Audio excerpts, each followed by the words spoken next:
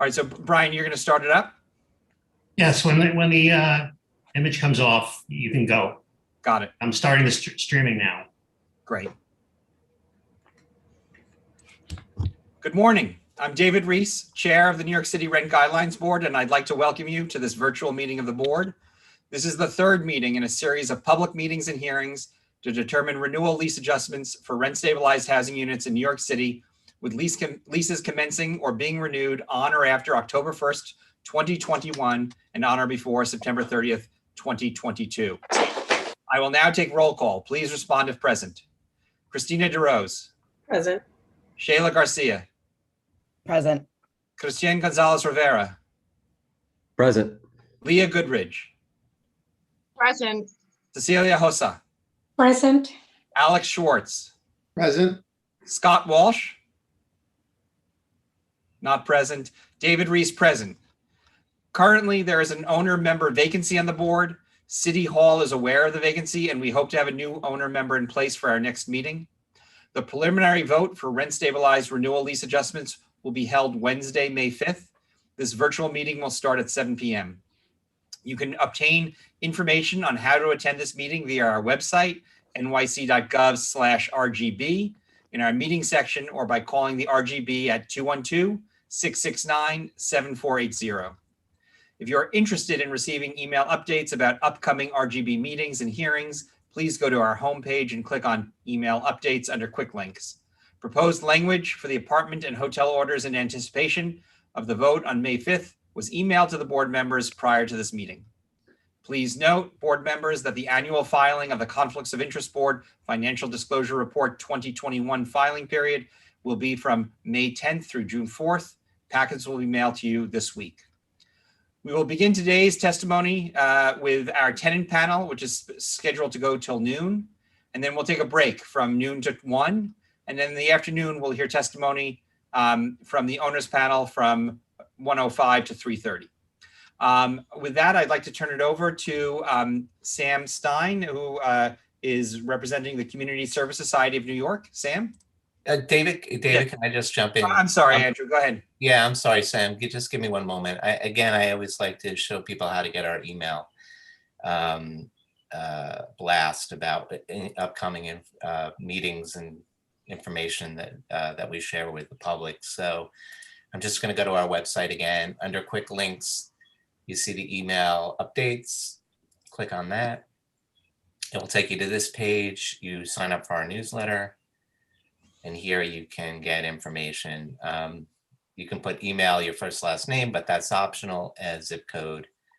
And again, if you're a robot, you cannot sign up for our email list. And then I can just quickly, just share what the agenda is for today for folks. It's been changed. We posted, or will be posting the change. We got some additional names late last evening. Or late afternoon, I should say. So here's our schedule for this morning's session. We have Samuel Stein and Kate Ham to start off, followed by Tim Collins and Elliot Hatterley, Brian Sullivan, Larry Wood.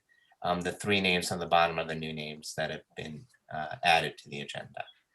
And then we have 5 people speaking this afternoon. So that was what I wanted to share. Okay, so Sam, are you or Kate going to speak first, or? Yeah, I'm going to. I'll defer to my colleague Kate Ham, who's going to read our testimony, and I'll just say that the full version should have been sent to everybody, and we'll be posting it on our website as well. And that was the other thing I forgot to say. Thank you. Everything that I received this morning has been sent to the board members, all the different testimonies for this morning session. And it was from CSS, AHND. ANHD. Oh, thank you. Thank you, Larry. Hey, Larry.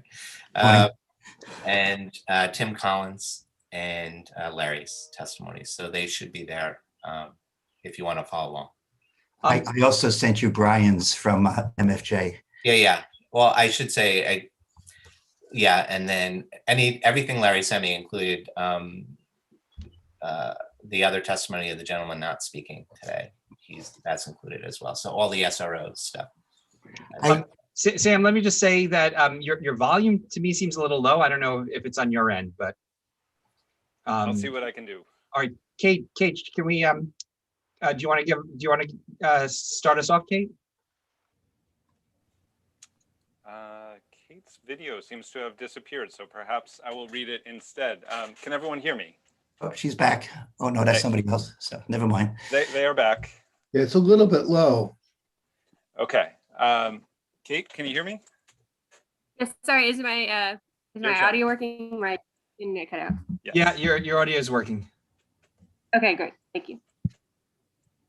Okay.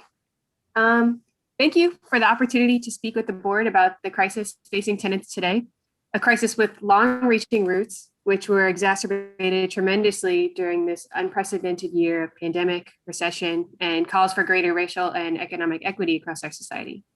Our names are Kate Ham and Samuel Stein, and we are housing policy researchers at the Community Service Society of New York. CSS is an independent nonprofit that addresses some of the most urgent problems facing low-income New Yorkers, including the effects of the city's chronic housing crisis. Since 2002, CSS has administered our annual Unheard Third survey to document the hardships of low-income New Yorkers, including rent-regulated tenants. The guidelines this board enacts are some of the most important factors that determine the stability and well-being of low-income New Yorkers. About 365,000 low-income households live in rent-stabilized housing. This is notably the most of any other housing type, and roughly double the number who live in public and subsidized housing. 76% identify as Black, Hispanic, Asian, or other, and nearly half are immigrant households. On top of our city's housing crisis, New York is also facing historic levels of unemployment. At points during 2020, unemployment reached nearly 20%. Over the course of 2020, employment declined 11%, the equivalent of 516,600 jobs, which would be as if almost the entire city of Atlanta lost its jobs in 1 year. We know that 2020 brought an astonishing scale of hardships to rent-stabilized tenants.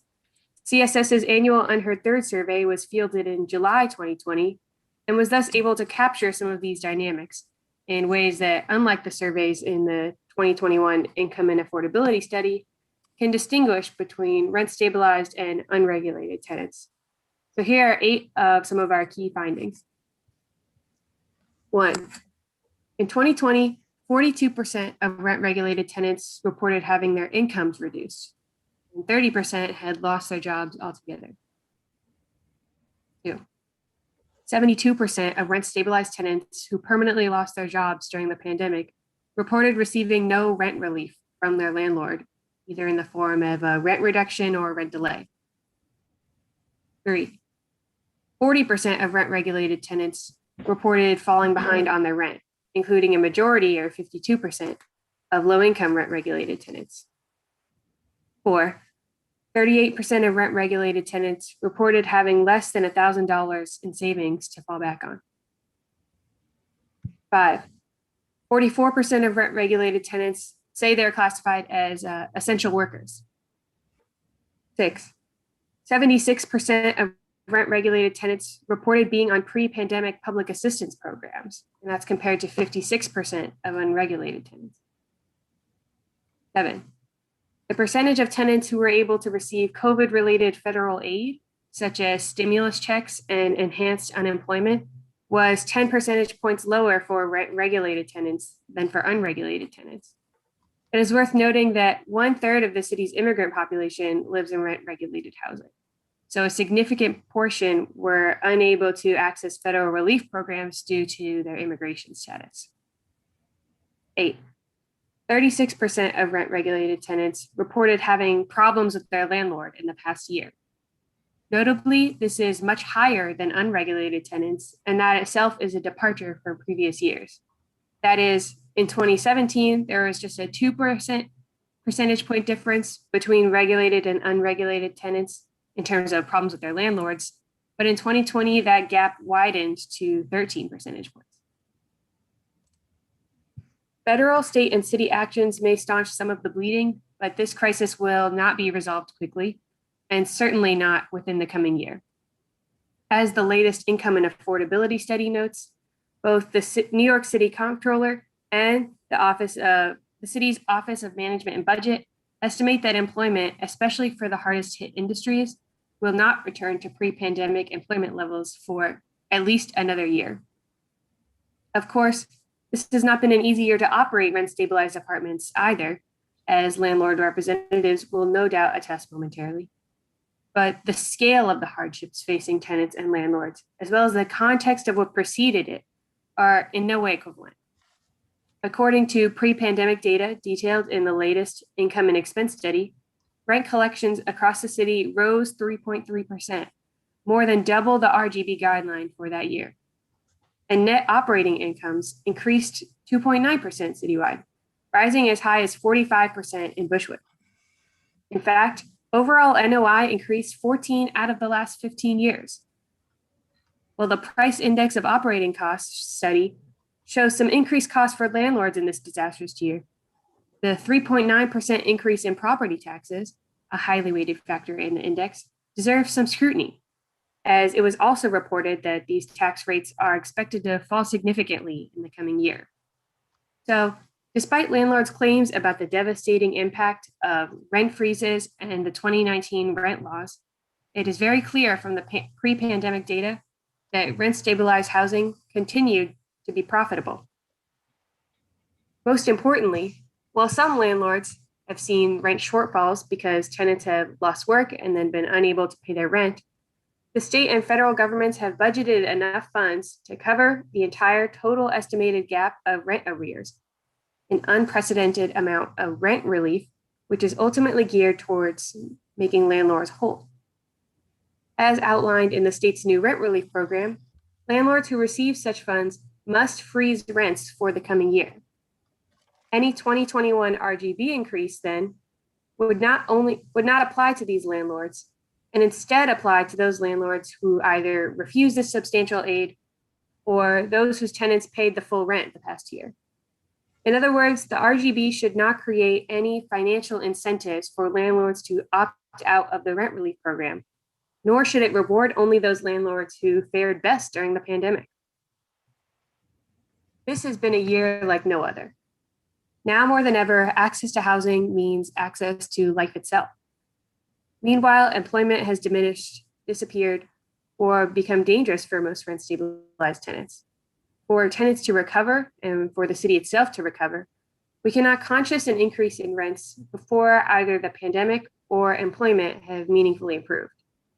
Given these findings, we encourage the Rent Guidelines Board to reject calls for a rent increase of any kind and instead to either freeze rents or go further. If there's any time to consider a rent rollback, it is now, during the worst economic downturn since the Great Depression. The life of the city depends on it. Thank you on behalf of me and Sam. Kate, when I'm looking at your bullet points in your testimony, they don't seem to take into account any of the government programs that have been put into place in terms of unemployment and stimulus and one-time payments. Have you looked at the impact of government policies on the population that you studied? Well, we did say that we talked about COVID-related federal aid, that included the stimulus checks and the enhanced unemployment. Okay, but then, I mean, have you kind of evaluated how that aid kind of, so in the staff in their income and affordability report, they try to look at, loss of income, but then they try to net it out against benefits.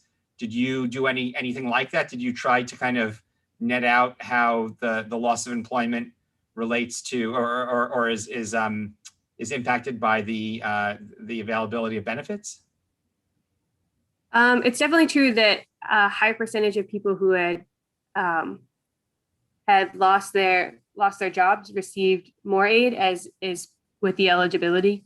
I don't think we were able to make any more direct points. I can say that as expected, the benefits are better this year than last year. So we've seen an improvement there. Right, and it's also worth noting that we found that rent-regulated tenants receive those benefits 10% less than unregulated tenants. And do you have a hypothesis as to why that's the case? Immigration status, Hmm. more than anything else. And you mentioned that 1/3 of all rent stabilized tenants are immigrants, correct? I believe it's half of all rent-stabilized households are immigrant households, and 1/3 of immigrants live in rent-stabilized housing. Yes, substantial population. I might add, independent of the federal aid and the state aid, both for landlords and the aid for tenants in terms of income or individuals, if you put that all aside, we still had significant amount of tenants pre-pandemic with really high rent burdens and struggling to pay the rent. So just putting COVID aside for a moment, which we really can't, tenants are still struggling in this city. So I just want to point that out. Alex? Thank you. Hi, Kate and Sam. A couple questions. One is, when you're talking about property taxes being scrutinized, could you elaborate a little more what you're referring to? And my other question is, what is the source of information to say that the rental assistance in the federal and state packages, if that's the right term, is sufficient to cover the back rent owed to the landlords? And finally, if you could say a little more about the regulation saying that if landlords, property owners accept rental assistance, they are not allowed to raise the rent. Is that state, federal law? What are the parameters of that? Sure, and I'm sorry, I've just now blanked on the first question was property. Oh, about the property taxes. Yes, right. So that was in reference to the PIOC presentation, where we heard about property taxes rising this year, but an expectation that they would be lower next year if assessments fall as expected. So just thinking about what we expect for next year when we take into account what happened this past year. In terms of the sufficiency of the funds, we kind of have two sources which are related on that. The firm Stout has been looking at rental arrears, and they were contracted by the Federation of State and Municipal Governments to track that. And so we have that at the state level, and the amount that was allocated, 2.4 billion, is slightly more than the high-end estimate of what was owed, in part because it can be continued for a couple months after the present. Kate actually did an extensive study of trying to get just the New York City portion of what was owed out of the state share, and found Stout's methodology to be fairly sound, and came up with a number that was almost exactly proportional of the amount of tenants in New York City to New York State to the amount of rent owed in New York City versus the amount of rent owed in New York State. And finally, in terms of the mandated rent freeze, that's written into the state's rent relief program. So it's federal money that comes into the state to be used as the state determined in the past budget. We created a very substantial 2.4 billion rent relief program. As a condition of accepting those funds, the rents are frozen for a year. So any RGB rent increase for this coming year will go to landlords who refuse that funding, or who weren't eligible for that funding because their landlords paid all their rent for this past year. Christina? Thank you. Yeah, I have a question, and this is, I think, for anyone can answer this, because this is more a question about what the state rent relief program is. Do the landlords have to apply for it, or is it the tenant has to say, like, oh, I couldn't make my rent, let me apply for this so that I can then pay my rent to the landlord? Like, how does it work? It's very deliberately written for either scenario. So Okay. a tenant can apply, a landlord can apply, and Okay. you know, one doesn't cancel out the other or double the other or anything like that. Okay. So a landlord could on their own apply, say, like, this tenant was unable to pay the past 6 months rent. let me apply to this program and I can at least make that money, that rent roll back and not Yeah, sort of and be in the hole for that. that's right. Okay. And we in the tenant movement are very much encouraging landlords to be the applicant on behalf of their entire portfolio. That makes it much simpler and much quicker Right, yeah. to release the funds. That's why I'm asking, like how exactly it works. That's helpful. Thank you. They're actually still working out a lot of the details on how the rent relief program will be administered. And the state's actually late in figuring it out. The eviction moratorium was supposed to expire May 1st, but it looks like they're going to extend it to the end of August at this point because there's nothing to apply to yet. The money's there, but they're still working out the specific details of the application process. Extending the moratorium obviously makes sense. If people can't get the rent relief and the eviction cases start, that would be a disaster. Thank you very much. On either for Sam or for Kate, one of your key findings says that 76% of rent-regulated tenants report being on pre-pandemic public assistance programs. That just seems really high to me, just kind of when I think about our income and affordability study. And then I also see in your footnote that you include Medicare in there, which I don't believe is generally considered a public assistance program. I mean, it's public insurance. Do you have a sense of if the 76% number is correct? How many percentage points are made up of Medicare recipients? I'd have to go back and check, but I think it was at least 10%. Do you have a better idea, Sam? I was going to, I think it's probably more than that. I mean, because Medicare is really a proxy for age, not for income. True. It's a universal public benefit. I mean, so I mean, to me, it would be if you could update that figure to reflect how many of those are public assistance programs that are tied to age. I think it would give us a better picture of I think the point that you're trying to make. Right. I think that's a fair critique. I think by including it, we're showing that the population is both poorer and more senior than the unregulated population by 25 percentage points in terms of who qualifies for either age or income related public program. I have this stat already. It's if we exclude Medicare but keep all of the rest, then it's 54%. And what is it for unregulated tenants? 48. So it's much closer. Okay, and then where would public housing tenants be in this? Would they be in unregulated or would they be in A separate group. a third group? Okay. Yeah, we could tell you those figures too, but we analyze public housing, subsidized housing, rent regulated and unregulated. Great, thank you. And I would like to just highlight that a lot of the project-based Section 8 housing looks at what the market is in the surrounding areas. So if they're surrounded by rent-stabilized housing, landlords in those buildings their rents will be elevated depending on when they're renewing contracts, specifically if they're project-based Section 8. So our decision doesn't only impact the rent-stabilized housing, it actually dictates and also impacts what happens in the surrounding areas of those buildings and the housing stock in that area, which I think it's a really, for me, a really important thing to always remember, because when you see densely populated rent-stabilized areas, rents tend to be a lot lower because the market wouldn't bear rents that are higher because the stock looks different.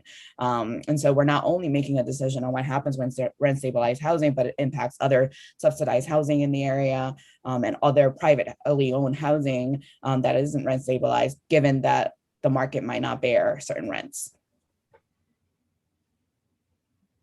Yeah, I'm just still kind of thinking this through for myself, but also then anyone who's eligible for Medicare who is low income would also be eligible for SCREE, right? So that they would be able to avoid those rental increases. Am I correct, Sam and Kate? Yes, right. So I'm just thinking through your proposition. Basically saying if you're old enough and your income is low enough, then you qualify for SCREE in any case. Yeah, I mean, I think there are sort of benefit cliff folks who are just over the criteria, but yes. Okay, thanks. Any other questions for Kate and Sam? Okay, so let me, sorry, I just need to pull up the agenda. I don't have it. It's hiding on my screen somewhere. There we go. We have Tim Collins of Dopkins and Miller. Tim, welcome back. Good morning, and it's good to be back. Thank you, Mr. Chairman. Right. Just a scheduling issue. I just want to make sure that Elliot is gonna, if they're gonna be able to go before 10. So can we switch order and have Elliot, are you okay? Okay, yeah, that's fine for Tim to go ahead, and I can go after Tim. That's fine. Thanks. Okay. I will try to be brief. I think all the board members, thank you, Elliot. All the board members have my submission, which to a large extent is an update of what I've done over the last 6 years. As you know, I've presented a chart of annualized commensurate increases. I think the presentation that you just heard was very helpful. It's really important to understand the entire landscape of issues and hardships that are faced by tenants. And the board has to ask itself if it, historically has added to those hardships. And the answer based upon the data is clearly yes. And I would not, it's not an accusation or pointing a finger at this board. For the last 6 years, I think this board has actually acted fairly reasonably within the scope of its obligations. Although I think there has been some concern for optics over substance in some respects, insofar as owners continue to reap, based upon this data, rents that are in excess of what would have been the case had owners been kept whole for changes in operating costs and had net operating income been preserved against the effects of inflation. I think in the big picture, if you consider the fact that a very conservative estimate of operating costs to rent ratios from the outset of rent stabilization is around 62 cents of every rent dollar going to operating costs. And now, according to the board's last report, it appears to be just over 60. And this is notwithstanding the fact that the housing stock appears to have aged substantially. And under normal circumstances, as housing ages, those operating costs to rent ratios should creep up somewhat over time. I think the literature establishes that very clearly. So I would not be surprised or troubled by an O&M to rent ratio in the area of 65, 66, 67%. So I do think that it's important for the board to understand that its past decisions and the cumulative effect of what were clearly excessive guidelines, particularly in the period from 2008 to 2014, continue to operate on the what I would consider windfalls that owners have received under the system. Now, can I? Do you mind if I interrupt with a question about one of the points you made? Sure. So you said you don't think that if the net operating income creeps up to the mid 60s, that you think that's appropriate. What if there are segments of the housing stock where it's going to the high 60s? Should we, given that we have a very blunt instrument to act on, how do we take that into account? So if we say, for instance, buildings that are 80% plus rent regulated in the outer boroughs, if they were at 68%, how do we address something like that? Yeah, I'm not troubled by that at all, 68%. The Sternlieb report, as I recall, looking at the older rent-controlled stock in the mid to late 60s, was reporting O&M to rent ratios in the 80s.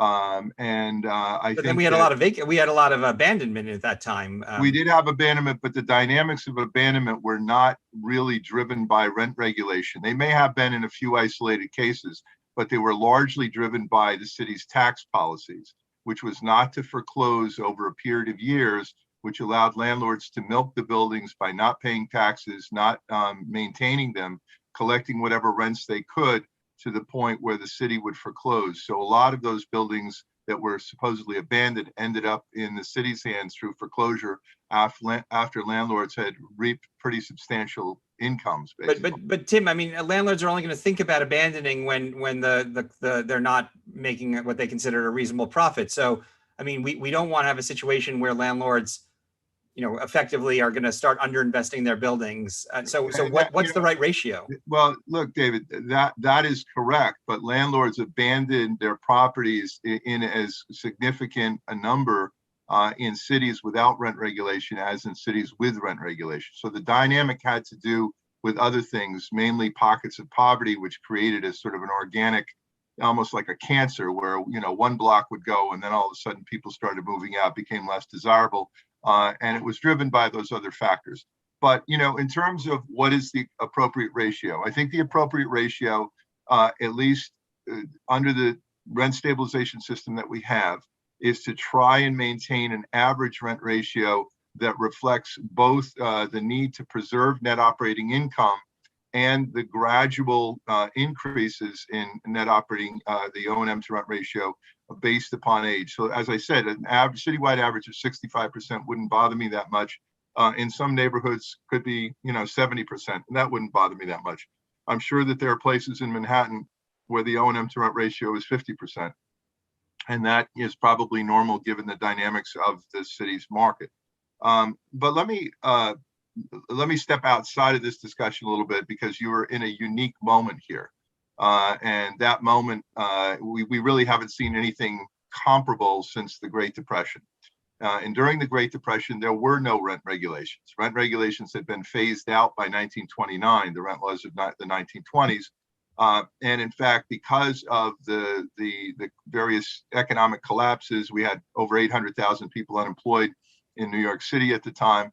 The problem was not housing scarcity that was creating stress in the market. It was just an overall economic decline.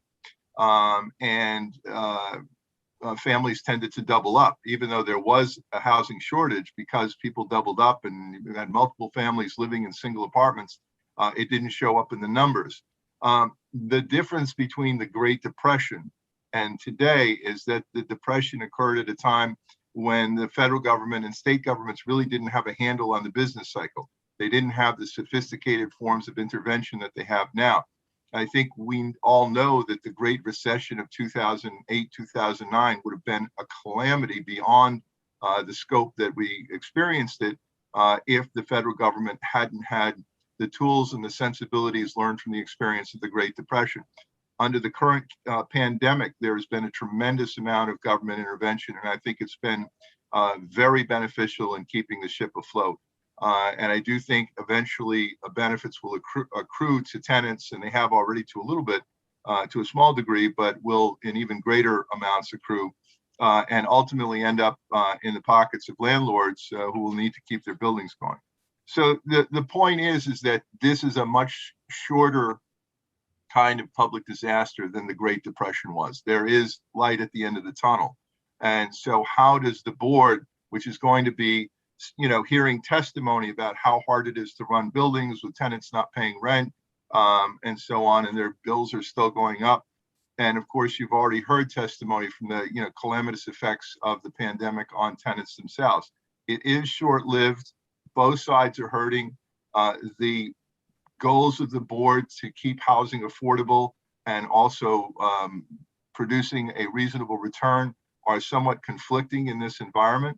And I think the best thing the board can do is kind of stay the course and allow other governmental entities, the state and the federal government in particular, to come in and stabilize things. Now, I should mention that what we see and describe it just so people really understand this table that's attached. This table is in some ways highly abstract. And that is, it looks as closely as possible to what rent increases the board authorized. And that includes the authorization of vacancy allowances up until 1997. And then there was a statutory vacancy allowance until 2019. That's all incorporated in there, as well as the annual guidelines. And so it does not look at preferential rents. It does not look at MCI increases. It does not look at the 200,000 or 300,000 units that were deregulated and producing greater income. It really just looks at what this board has done over time. And it compares it to a number which is what this board should have done or needed to do in order to keep owners whole. That is to increase the O&M ratio, and now we were about 60%, by the changes in operating costs, which, by the way, have been about twice the rate of inflation. and increase the net operating component by the rate of inflation to keep owners whole in terms of their income. There is a lot of misinformation out there. Owners will constantly harp on the fact that the board has not kept up with operating cost changes. If you simply add up operating cost changes over the years and compare them to rent increases, operating cost changes according to the price index and other sources, the income data that we get from the Department of Finance, the operating costs have risen much faster than rents have in general.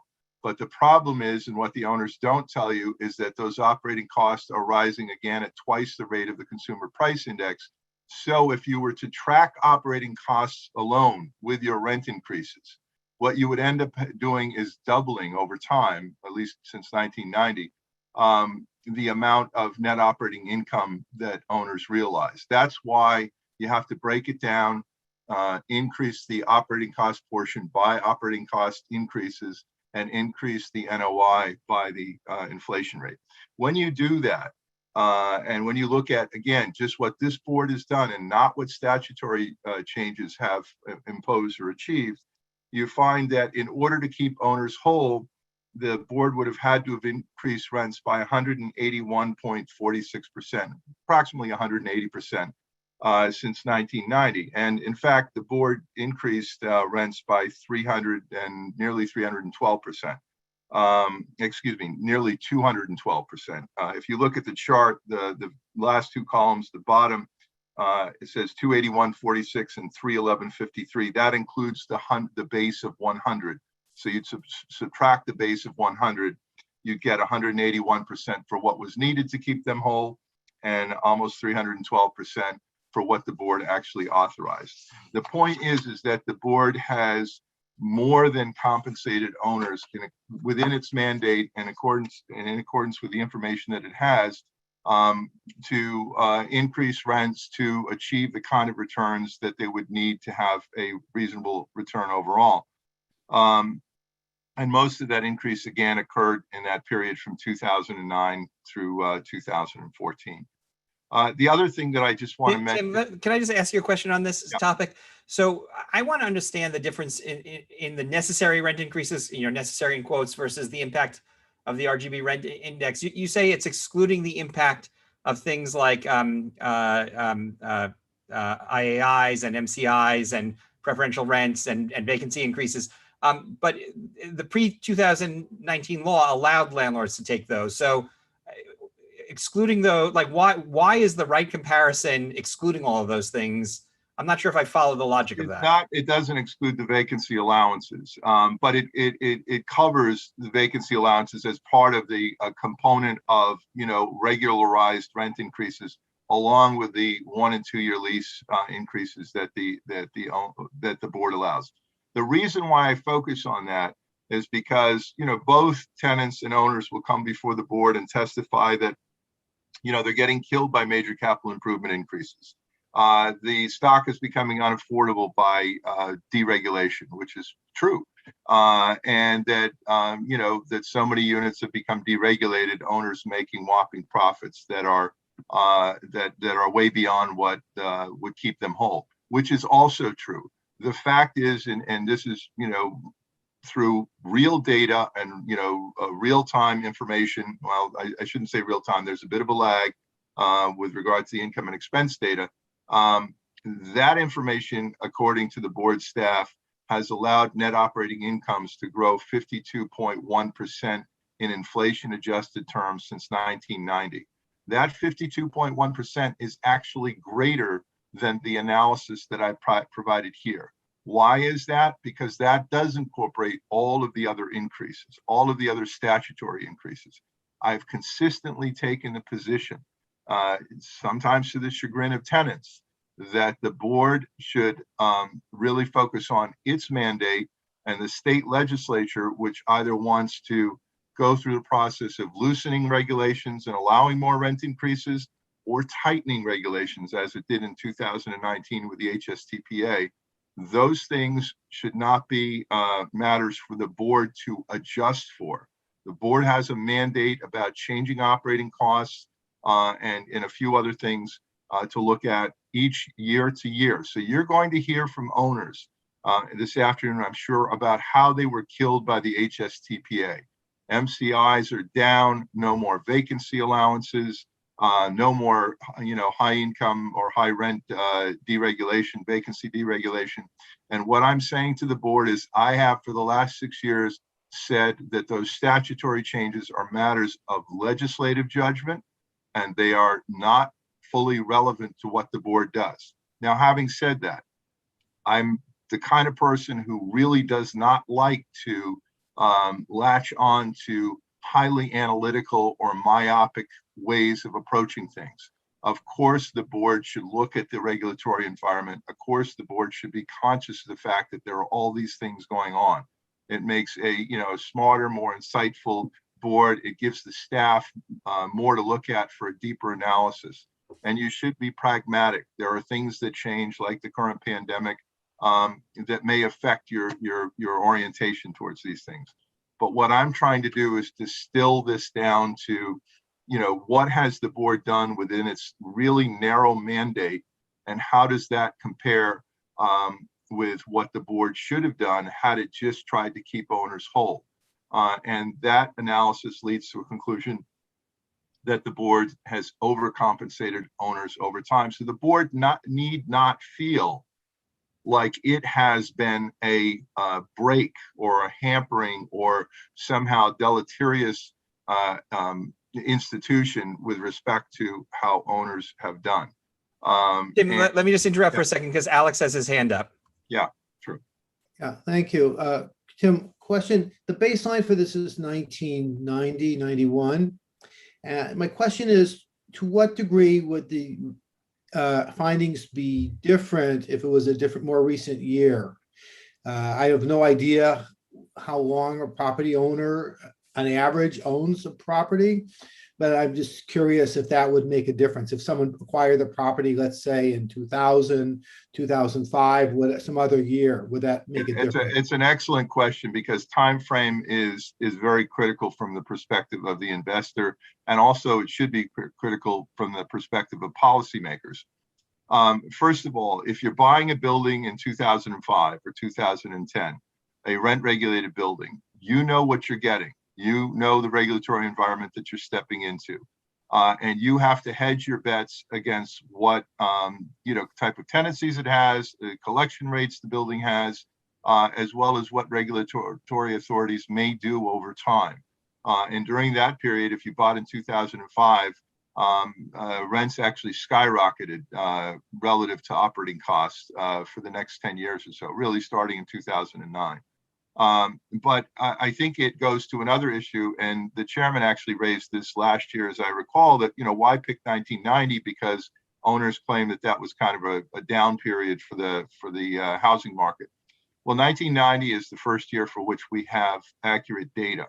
If you want to take the broader view, and this is why I mentioned, the 1969 O&M to rent ratio, you would actually go back to the period when rent regulation started. Now, remember, rent stabilization. In 1969, the units had been rented in a very high market. The post-47 units, there were a lot of rent control units that eventually came in, but the initial stabilized housing stock, the post-47 stock, had O&M to rent ratios of 55 cents, and the average, as I recall, for rent controlled units was around 67. Over time, if you adjust for the relative proportions of both of those housing stocks, you get an average of 62 cents of every rent dollar going to operating costs. So if you want to make the point-to-point comparison over the entire period of rent stabilization, you actually get net operating incomes increasing at a time where, as I said, the stock was aging. And so net operating income should have been gradually declining, not to nothing, but it should have, as buildings get older, they become a little relatively more expensive to maintain. But this actually points in another direction, which is another, I think, vital point of information. And now the board has been sued along with the state and city for regulatory taking and violations of due process in the federal district courts in the Southern and Eastern District of New York. And those suits are now percolating up. There's one in the Second Circuit where the overall regulatory scheme under rent stabilization is under attack as really invading owners' property rights and depriving them of a just or fair return on their property. The conspicuous omission in this litigation, and frankly, it's infuriating because the owners know what their buildings have done over time, is the level of appreciation in each of these buildings. Now, I've looked at an individual building. In fact, it was one that was involved in federal litigation about 10 years ago, where the owner was complaining about a regulatory taking. In fact, the value of that building from the late 1940s until the time that the suit was brought had increased.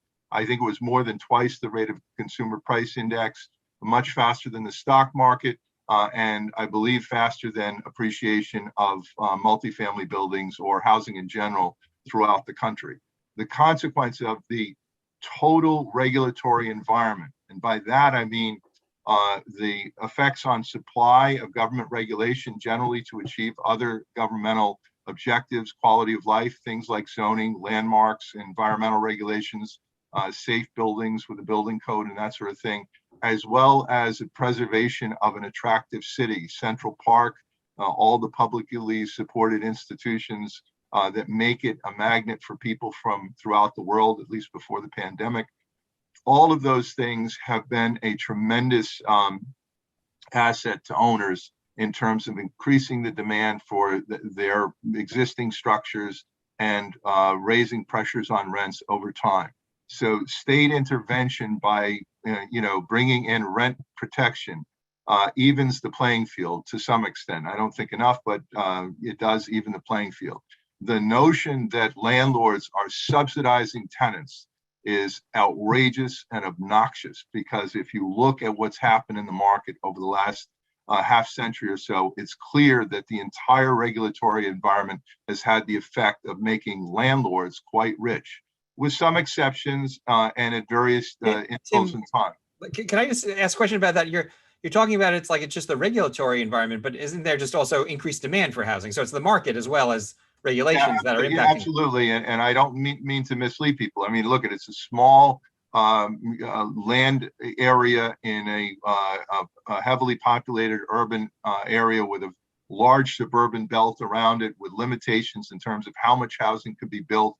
If Westchester and Long Island were open fields, then the pressure would be taken off. We'd have all kinds of housing going on up there. And if it were not places that were heavily zoned, like Scarsdale and many of the communities on Long Island, we would have a lot more housing going up and a lot more affordable housing. The things that make housing attractive and comfortable and livable for upper middle class and some middle class people and very wealthy people are the very same things that make housing expensive for poor people, unduly expensive for poor people. Tim, can we go back to the chart? Because I just want to make sure I'm understanding the chart properly. So when you're comparing the necessary rent increases to the RGB rent index increases, the cumulative, am I correct in understanding that because buildings are not 100% rent regulated, there's some market rate units in those, and actually over time until 2019, the number of market rate units has actually increased over time. So that is driving the increase in net operating income, as well as other factors such as the RGB's rent increases. So it's not like we're looking at the impact of the RGB on rent regulated units. We're looking at the impact of the RGB increases in the context of partially rent regulated buildings. Is that correct? That is what you're looking at when you look at the income and expense data produced by the staff, which shows that 52.1% growth in NOI since 1990 in inflation adjusted dollars. In this chart, you are only looking at the increases authorized by the board. That's why it is a little bit mathematically abstract. This takes the board's rent index, which begins, as you can see from the chart, the second to the last column, beginning at a base of 100 in 1990, If you just look at the combination of annual guidelines and vacancy allowances, including what the board authorized and what the statute authorizes, you see that, I'm sorry, it's the last column. The rent index is the last column. So if you look at those increases, just what the board has authorized, as well as the statutory vacancy allowance, you see that there has been an increase of 211% from 100 to 311.53. If you look at what I have constructed, which is a combination of factoring in the O&M to rent ratio with the actual cost increases and what the board needed to keep owners whole, then what was needed was increases of 181.46%. But the column that's NOI times CPI and the NOI ratio, how does that figure into your necessary rent increases? Because NOI is going to take into account not just the increases that the board authorizes, but just the increases from the other changes in the regulatory environment and the increase in demand. It's actually the NOI that when we talk about NOI, we're using the NOI ratio. But the increases that we're talking about are just, again, what is authorized, cumulative impact of what's authorized by the board. On the cost end, we're looking at actual cost data and what it, cost owners plus what it would take in very simple mathematical, calculation of what you have to do to NOI to keep it whole for inflation.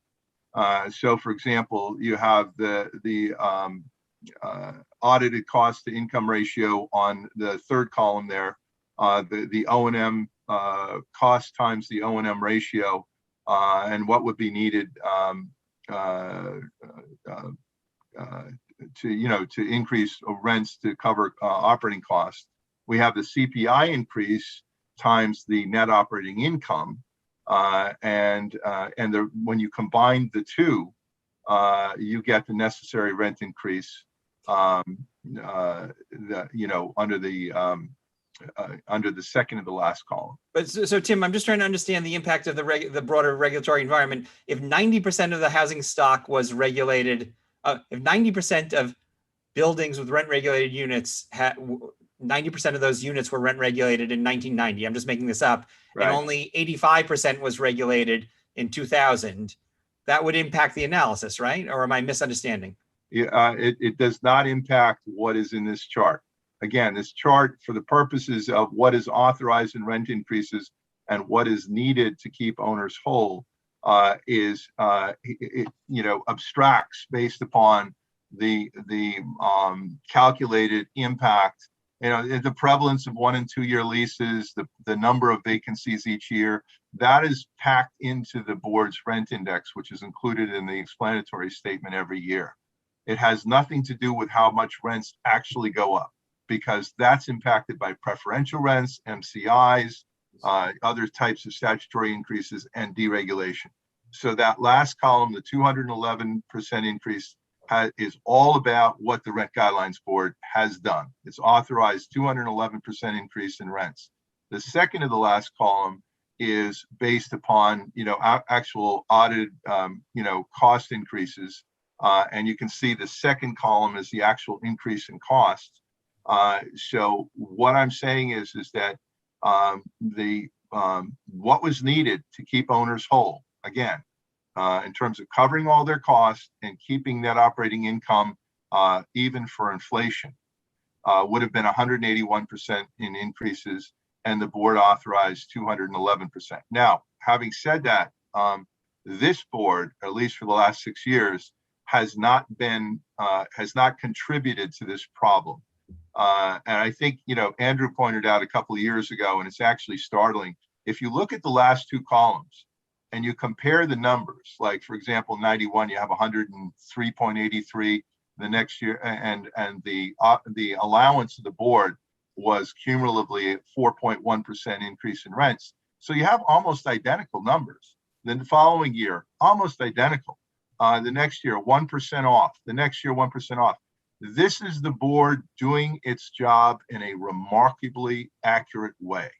And then it starts to stray somewhat, so that by 2000, the board seems to be overcompensating owners with 45.42% in increases over a 37% increase in operating costs. But that kind of works itself out. So by 2008, and this is what Andrew pointed out and I hadn't focused on before, we are still in an area where the board is doing, frankly, a hell of a good job.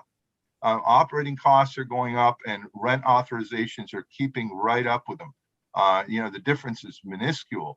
But then we see this jump in 2009, where the impact, and this would have been from 2007, 2008 guidelines, which are starting to impact, although the rent index itself is from the explanatory statement of the previous year. So we see that authorized rent increases, which bring the cumulative to 123.89. It says 223 here, 0.89, but you have to take out the 100 base. And the actual increases needed to keep owners whole is now 108. So we begin to see the departure, and the departure grows substantially through 2014. When you start, and then in 2015, you start to see it come back closer to reality. So we're getting closer to where owners should be, but we're still way off the mark. There's about a 30% difference here in terms of what the board has authorized, 30% in the relative terms based upon the growth. In other words, if you subtracted 281.46 from 311, you actually convert it to percentages, is about 30% more. Now, that doesn't mean that the Rent Guidelines Board should reduce rents by 30%. That's not at all what it means. What it means is that cumulatively over a 30-year period, if you just add up the guidelines, they've overshot the mark by some 30%, which in relative terms is now probably around 7 or 8, maybe 10%. So quite frankly, if the board rolled back rents 5%, you'd probably end up right about where you should be. But I don't expect the board to do this. There are a lot of other factors that come into play, but my numbers are conservative because the gap that I'm pointing out here is not quite as significant or radical as the growth in NOI that is identified by the staff, which is over 50% since 1990 in inflation adjusted terms. So the bottom line is the board should be quite comfortable that owners have a really solid base of rents from which to operate, legally authorized rents from which to operate, and that given the fact that tenants are hurting, and that the hardship that is inflicted, the rent burdens that tenants are experiencing, are at least in significant part a product of this board overshooting the mark during those critical years of the last recession. That I think that owner claims of hardship should be discounted. Now, I've always supported a reform of DHCR's hardship mechanism. I think it's kind of a stiff and perhaps inadequate and administratively cumbersome process, and owners should be able to more easily prove that they're not making a reasonable return and perhaps get increases more quickly from DHCR in those instances. But I would submit to you that I suspect that probably fewer than 2 or 3% of owners would even be close to being eligible to showing that they're not getting a sufficient return to cover their operating costs and to make some net operating income. Thank you, Tim. Thank you. Additional questions for Tim? Dave, I just want to go back, just point out on the abandonment issue that you raised earlier in the 70s and 80s. You also have to remember the redlining that occurred where people could not get construction loans or take out mortgages. It was the racist banking practices of that time has as much to do with the abandonment as anything else. Thanks, Larry. All right, so here's a question for the board. We have like another hour and a half left for this for the morning session. Do you want to take a break now, or should we hear from one more speaker? Any preferences? Should we hear from Elliot first and then take a break, or? Can we ask Elliot if they are available to come back if we were to take a break, just to make sure that we're respecting folks' time? Elliot, how are you doing on your schedule? Thanks for checking. I'm good either way. Okay. I don't see people rushing for the exit. So why don't we hear from Elliot, and then we'll take a break after Elliot testifies? Okay. All right, Elliot, the floor is yours. Elliot is joining us. Elliot Hederle from ANHD. Welcome. Thank you so much. Good morning, everyone. Thank you, Chairperson Reese and board members for the opportunity to testify. My name is Elliot Hederle, and I'm the Senior Manager for Housing Development at the Association for Neighborhood and Housing Development, or ANHD. Our mission is to build community power to win affordable housing and thriving, equitable neighborhoods for all New Yorkers. We are a member organization, so we have about over 80 neighborhood-based affordable housing and community development groups as our members. And we work at the intersection of organizing, policy, advocacy, and capacity building to support our members and build equity and justice in their neighborhoods and citywide. We have an extensive network as members of nonprofit affordable housing developers who have built over 130,000 units of affordable housing in New York City. And every year, our members create and preserve hundreds of rent-stabilized units across the 5 boroughs. Even before the pandemic, we know that New York City was in a housing emergency. Decades of rent law loopholes that favored landlords, profit-driven speculation leading to the displacement of tenants, and annual rent increases have all played a role in our city's affordability crisis. The most recent data available shows that at around half of New York City tenants are rent burdened, and the overall vacancy rate is just 3.6%. According to the Rent Guidelines Board 2021 income and expense study, landlords saw a 52% increase in net operating income from 1990 to 2019 after adjusting for inflation, meaning that their revenues outpaced expenses, while rent-stabilized tenants have become increasingly rent burdened. New Yorkers were struggling to pay rent before the global pandemic hit, and the economic crisis brought by COVID-19 has only exacerbated this fact. Now more than ever, rent stabilization protections and maintaining the most affordable rents possible are paramount. There have been suggestions that the pandemic has lowered rents in the market overall due to a decrease in demand, thereby making housing more affordable. But this obscures the reality of a continued tale of 2 New York cities. For the wealthy, there is a surplus of luxury housing units in inexpensive neighborhoods. Rents are decreasing and high-earning tenants are spending a smaller share of their income on rent. For the average New York City resident, however, and particularly for those who are low and extremely low income, there are a shrinking number of low-cost units, and their rent burdens have stayed the same or even increased, compounded by historically high unemployment rates brought on by the pandemic. A Street Easy report found that rents in the neighborhoods hit least hard by COVID-19 actually declined by 1.9%, while rents in the hardest hit neighborhoods increased by 0.3%. Those burdened by the worst health impacts of the pandemic are doubly burdened by rents they cannot afford, and this is particularly true for Black and Brown New Yorkers who are disproportionately affected. Vacancy rates further illustrate this trend of ample available housing at the top of the market while the supply of low-cost apartments continues to shrink. The vacancy rate for units over $2,000 a month increased from 4.2% in 2011 to 7.4% in 2017, while the vacancy rate for units below $1,500 a month decreased from 5.4% to 3.2%. And the vacancy rate for rent stabilized housing specifically decreased from 2.55% to just 2.06% during that period. So any increase in the overall vacancy rate has largely been driven by an increase in unregulated high-end units in the rental market, while the availability of units affordable to low and moderate income families has gotten tighter. This trend was occurring before the pandemic and is even more pertinent now as more New Yorkers who are struggling financially have to compete for fewer low-cost units.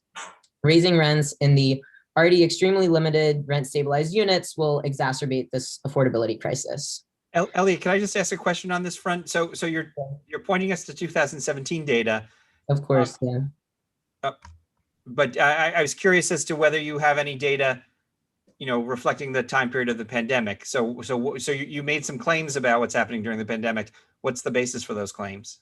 Sure. So you're right. I did reference the 2017 Housing Vacancy Survey, which is the most recent survey that we have available. So unfortunately, we don't have, and I apologize, there's construction going on outside. I don't know if you can hear that. It's very light. So, but there is some very limited data, and I referenced a report that Street Easy had done about rents. So, that's rents in the market overall, showing that basically the neighborhoods who had were hit hardest in terms of rates of COVID declined the neighborhoods who were hit least hard, those rents declined, while neighborhoods who were hit harder by the pandemic, those rents increased. So, and then of course, we have some anecdotal evidence, but unfortunately there's not a ton of data related to vacancy rates since the pandemic hit. Thank you. Sure. So we at NHD do recognize that rent stabilized apartment buildings have expenses they must meet in order to operate safely and efficiently.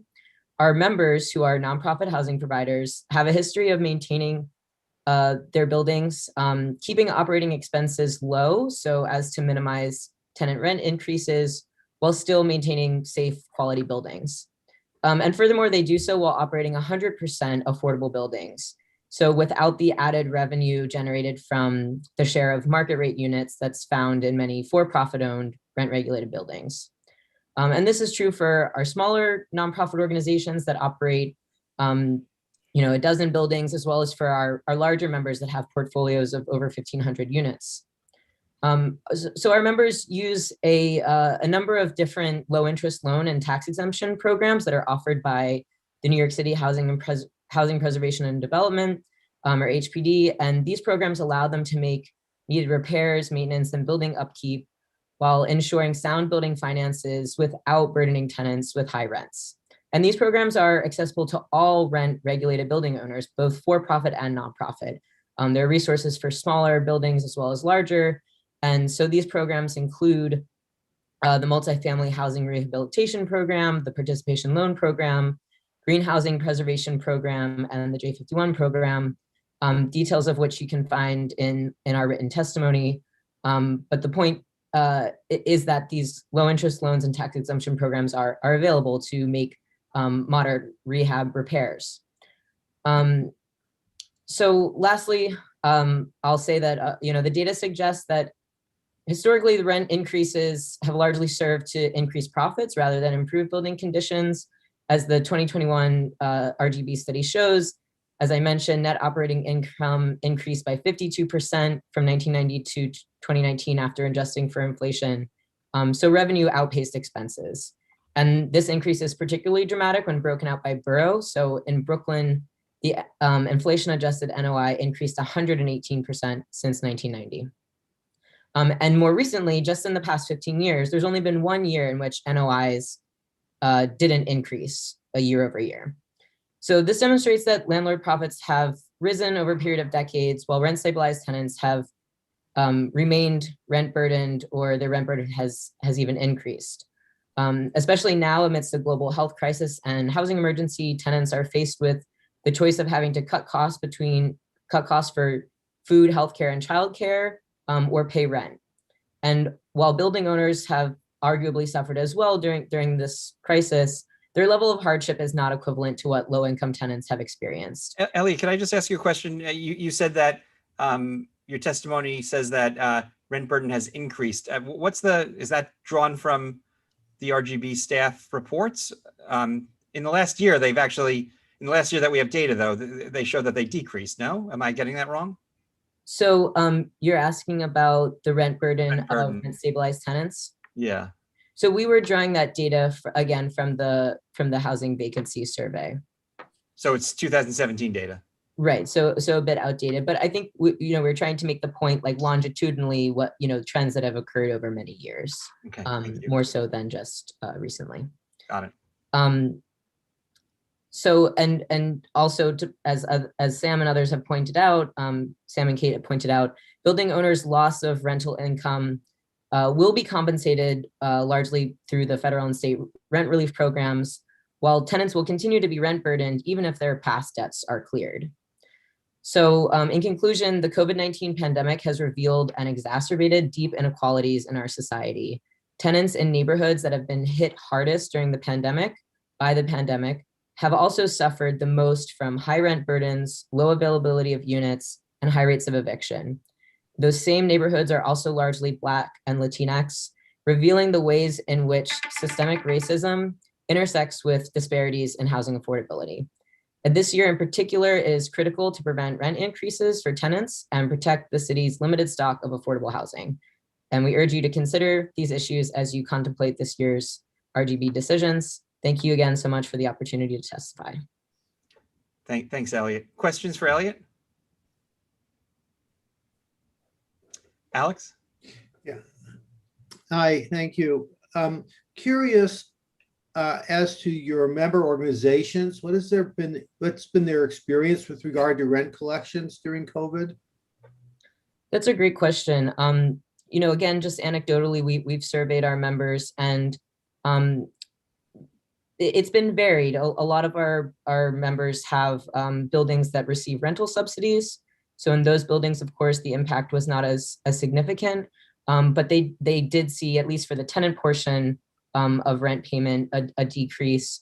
We've heard that rent collection has started to improve more recently, but there has, of course, in the past year overall been losses. Elliot, to the extent that ANHD is willing to share its survey findings, that would be useful to see, because in our last meeting we heard from some lenders and their portfolios, and it'd be interesting to compare the experience of ANHD's members with what we heard from the lenders, if you're willing to share it. I can definitely look into that. Thank you. Other questions for Elliot? Sam, you want to add something? Yeah, I just want to make a quick note of a paragraph that's included in our full testimony, so you can check this out if you want, but we cut for time, which just analyzes that slight drop in rent burden overall compared to the increase in rent burden for low-income tenants. So just to show that dual motion. Sam, just to be clear, that the median rent burden dropped, but for low-income households, it increased. That's right. And that was from the 2019 data. Yeah, that's ACS. So that doesn't distinguish between rent stabilized versus everybody else. So that's the data that I believe was included in the income and affordability study. So that's 2017 data or 2019 data? 19. Okay, got it. Okay, thank you. Other questions for Elliot? All right, I think we're doing good on time. It's 10:43. Why don't we try to all get back here at 10:50, and then we'll hear, I think, from Larry. Are you next, Larry? No, I think the plan was we were going to have 3 or so tenant speakers. Okay. I don't see them all on yet, so we might not have them all.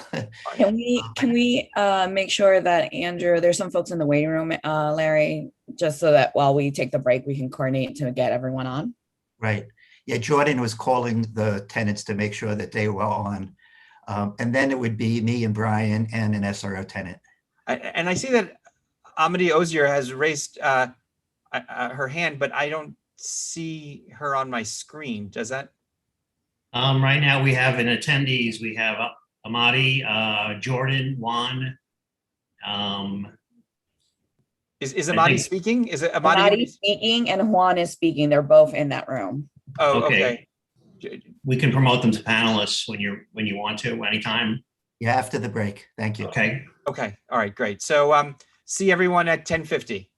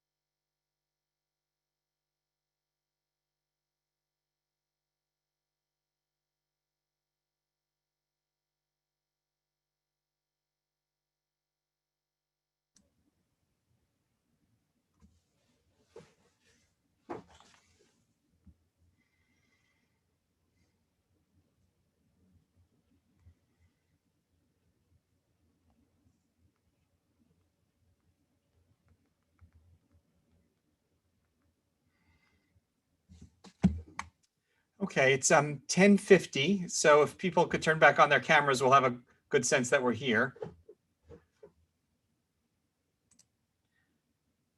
And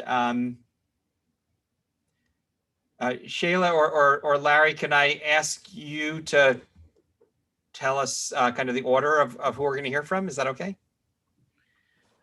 I wish I knew. Okay, well, that's fine. Wait, we're just letting people in. Can we give? Yeah, folks yeah, we'll give it a minute. who's on here?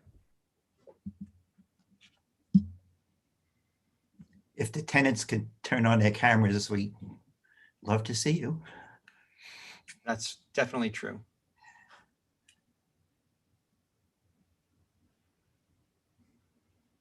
And Vera's an absolute tenant, so she'll go with Brian and I. Okay. Andrew, I just wanted to flag that I believe Juan is monolingual Spanish speaker, and so we're going to need Abby to come in to do the interpretation.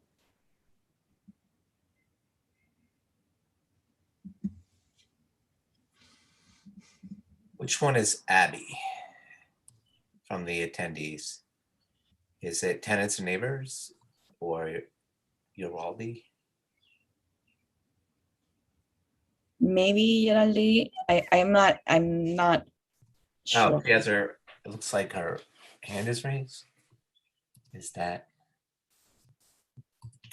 should we allow? Yeah, is that, you think who it is? I guess. I mean, she's one of my staff people, so we could just let her in. Oh, okay. All right, Brian, could you let her in? The one with the hand raised. I see Amadi's up on the screen. And so is Olivia, my friend. Yeraldi, are you going to do interpretation for Juan? Yes, this is Abby. I'm signed in as your LT. My apologies. Thank you. Okay. I think that we can start with Amadi and then just go to Juan. I think those are the two folks on the tenant, rent stabilized tenant that will testify today. That sounds great. I mean, Abby, if you want to just change your name, it's not super important, but if you want to change your name just so that it's reflected, you could change it just for the session if you want to, but not a big deal. But Amadi, welcome, and we'd love to hear from you. Hi, everybody. Thanks so much for having me. I really appreciate it.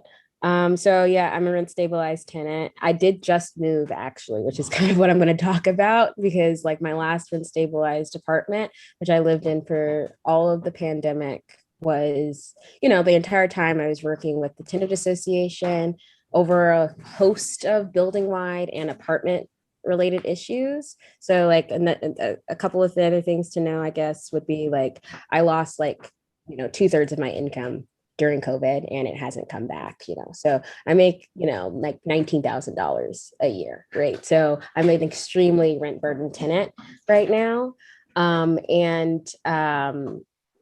In my previous apartment, which I had to leave just because I felt unsafe, like, my kitchen ceiling collapsed and they didn't fix it for 31 days. My bathroom ceiling collapsed. They didn't fix it for 2 weeks. I had mice, I had rodents.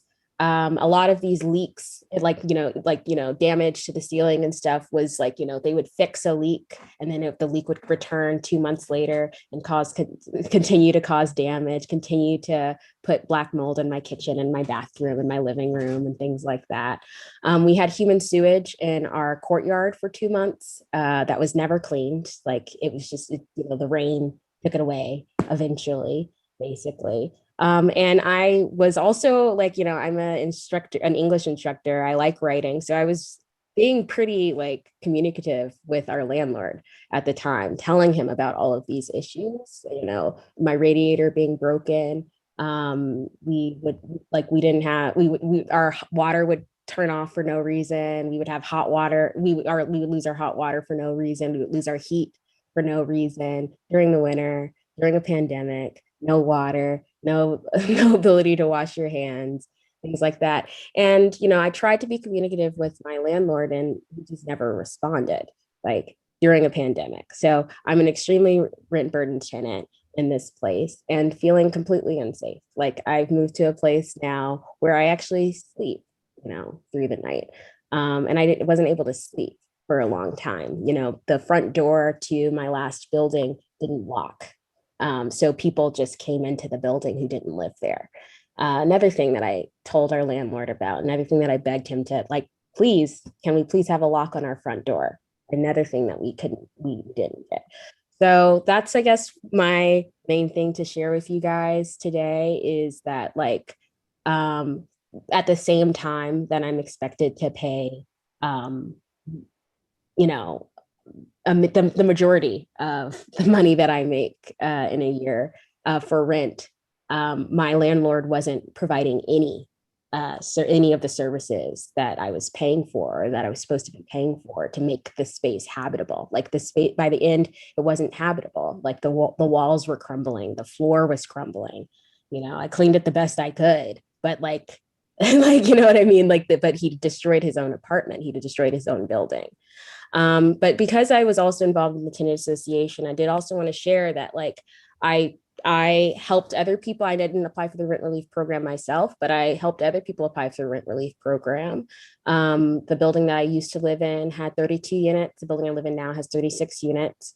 And none of the tenants I spoke to in either of those buildings got anything from that rent relief program. And I also work with the Crown Heights Tenant Union, and that has something like 2,000 members. And we haven't, none of our members that we know of received any sort of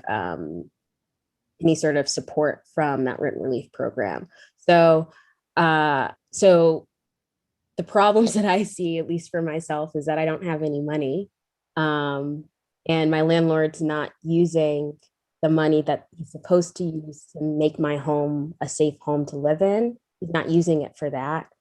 And the sort of the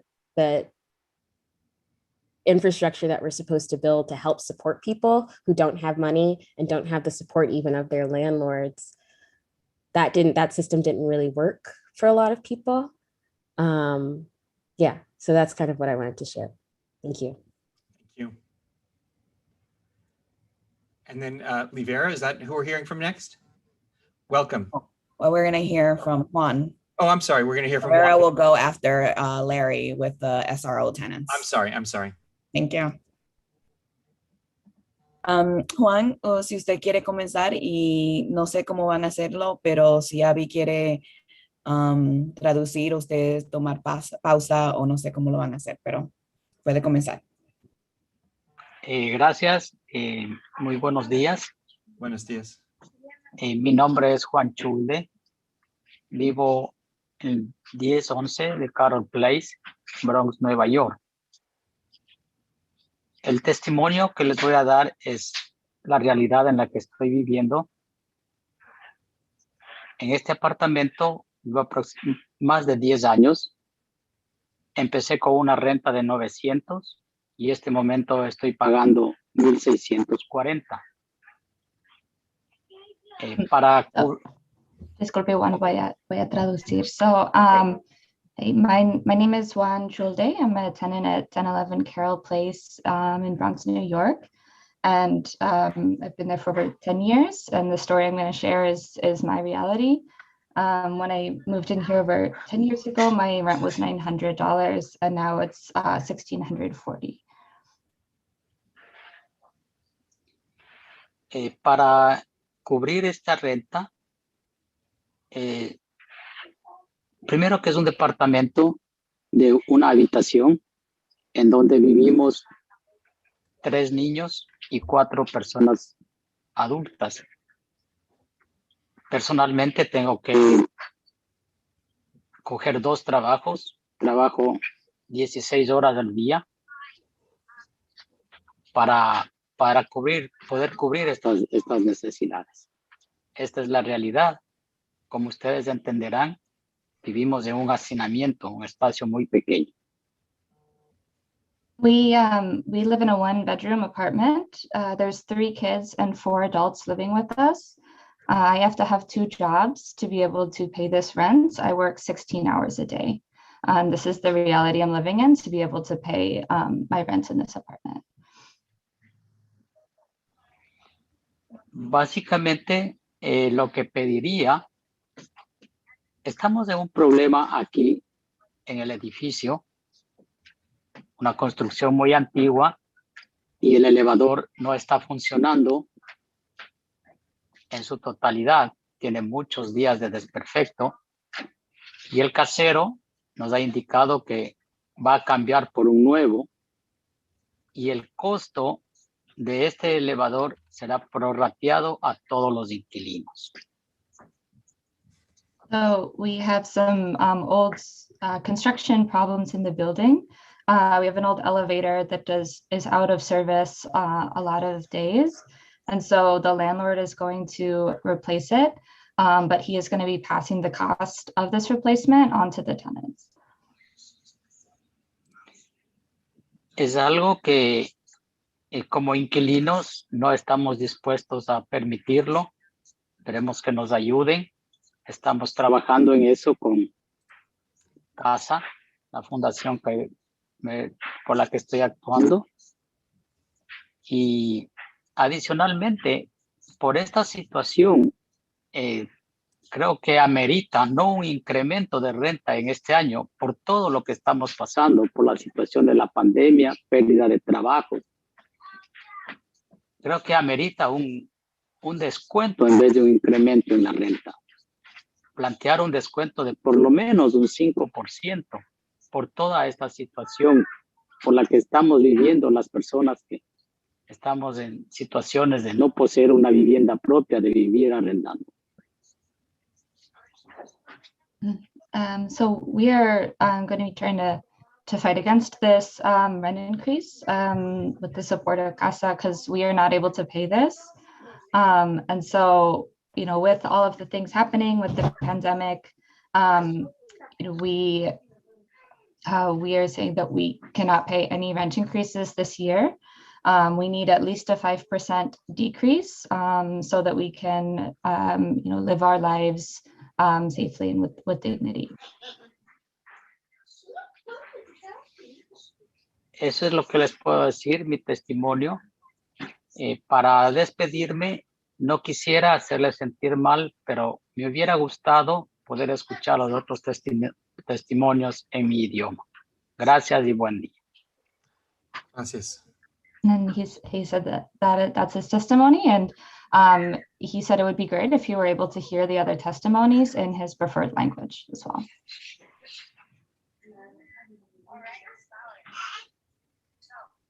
I think, gracias, Juan.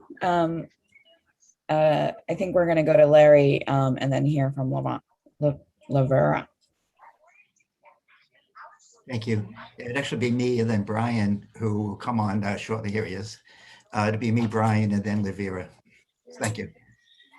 And I guess I want to just start by thanking Juan and Amadi in representing tens of thousands of tenants in situations just like them.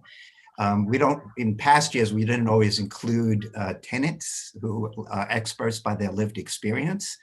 And when you hear the data and the numbers of people with high rent burdens, those are abstract numbers. And we thought it was really important that when you think about people with high rent burden, you see Juan's face, you see Amadi's face, as well as all those other tenants who will be testifying in the public hearings, because this has real impact on real folks.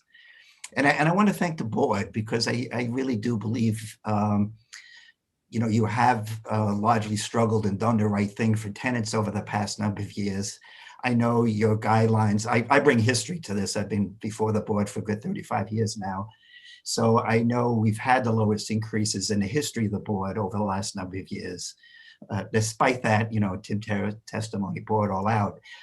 Landlords are doing quite well, and tenants are still struggling mightily in the city. So whatever relief we can give them would be really appropriate. You know, that 5% rollback, it's probably a pipe dream, but it is really would make a big difference for a lot of tenants. And that's what the tenant movement is demanding.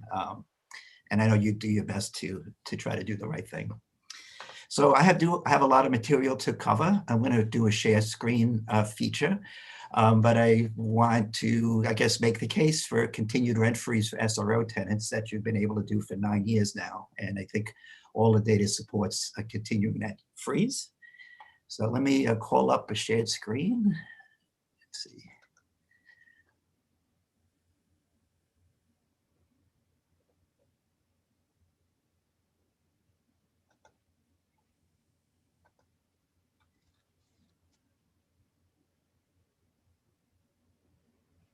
We can see your email.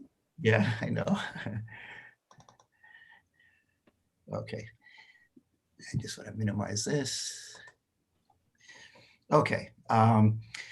In the packet that I gave you, you'll see the historical timeline of SROs. That's on SRO letterhead. And then I pulled from the Supportive Housing Network website the history of supported housing. I do want to go to this particular document. Just learned about this recently, but I thought it was a really nice capture of what are SROs and a little bit of their history. What is a home? What does it hold? House holds a family. That's called a unit. But it always wasn't that way. The late 19th and early 20th century, which had much more flexible communal housing.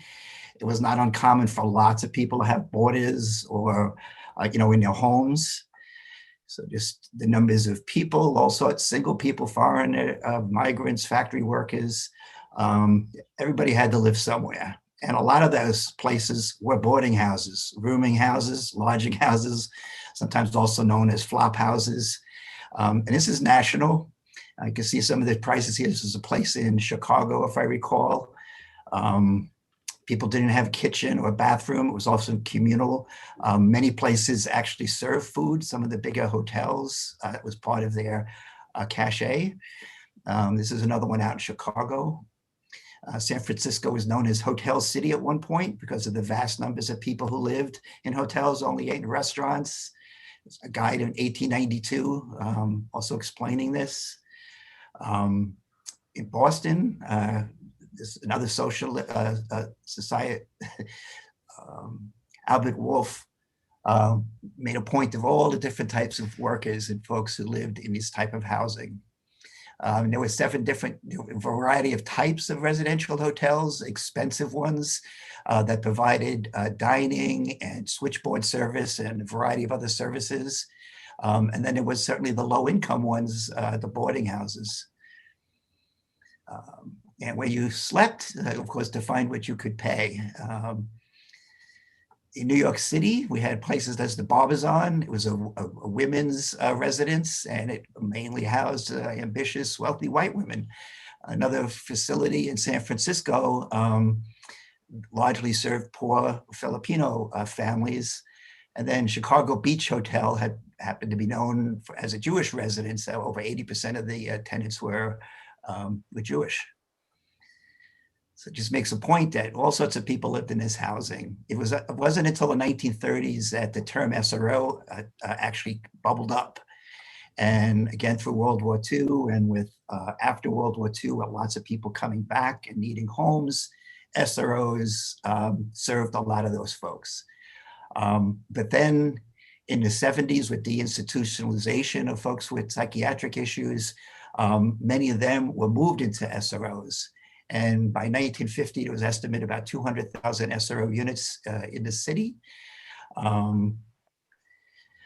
But they're also seen increasingly as undesirable in certain neighborhoods. In the city, including New York, banned new SRO construction.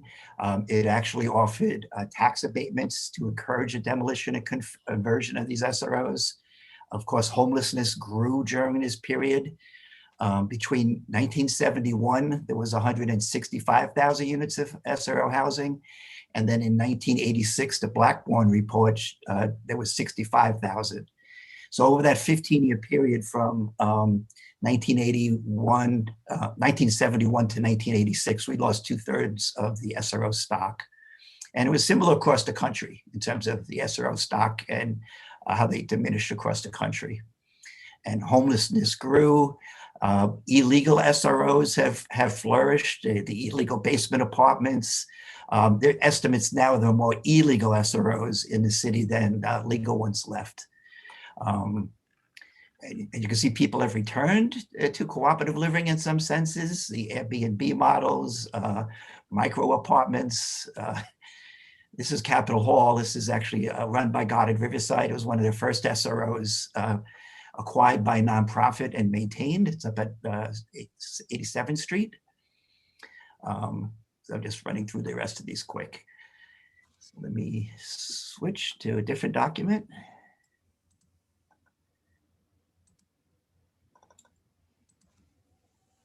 Okay. So the important thing to know about rent stabilization and how it applies at SROs, it is different. Tenants, when you first move in, if you get an initial lease, you are rent stabilized. And certainly that's the case in the nonprofit ones. There's no transient tenants in the ones operated by nonprofits in the supportive housing network. But you only become a permanent tenant if you resided there over 6 months, or you do what's known as a lease request, which is not really a request and you don't get a lease.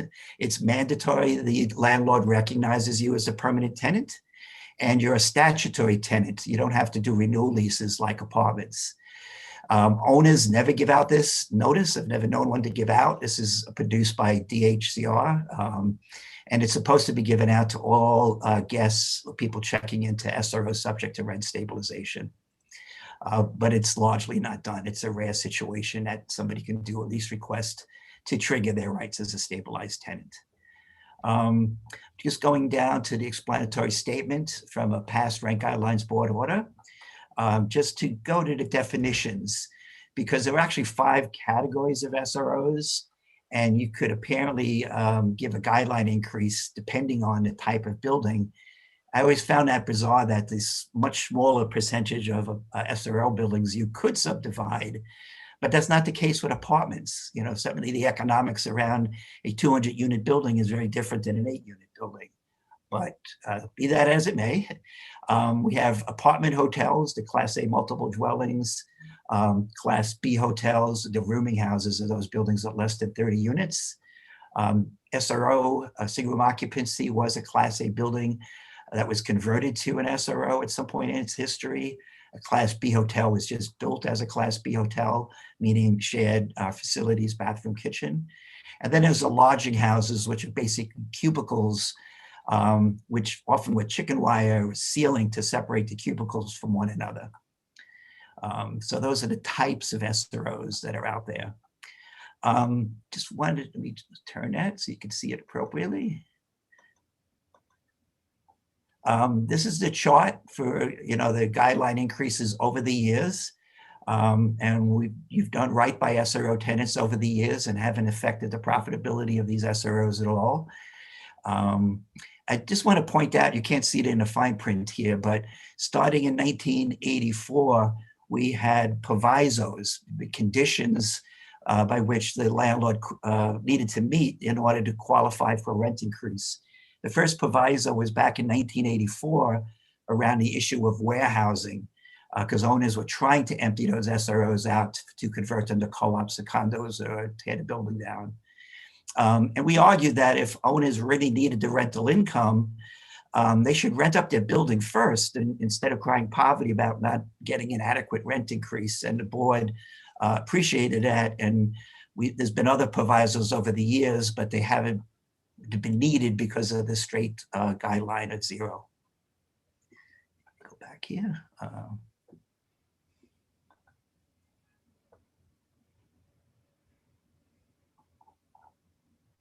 losing my.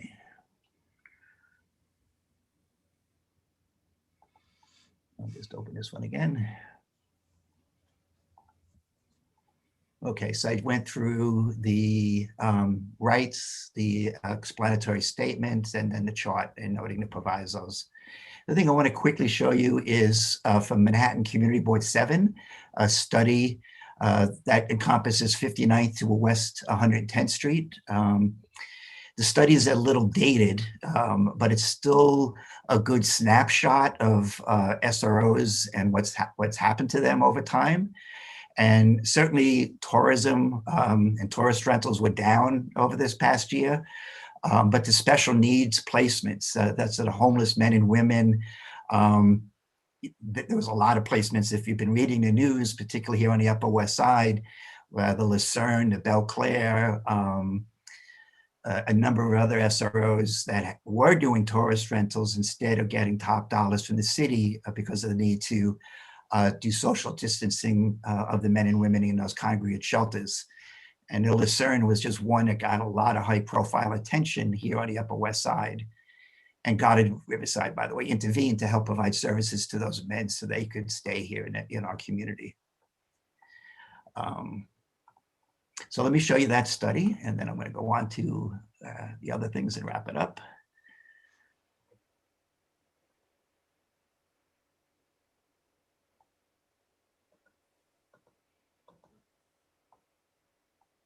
So this is a bigger study with some text and a lot more charts, and actually a complete database of every single SRO unit in Community Board 7, where a lot of SRO units actually have been concentrated.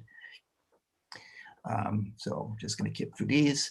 So in 2010, when this study was done, they found 13,000 SRO units, and there's hotels, student housing, where students were housed in the SROs, servants' quarters, because we never really thought about them, but there are B units on tops of some of the luxury buildings that were living quarters for servants.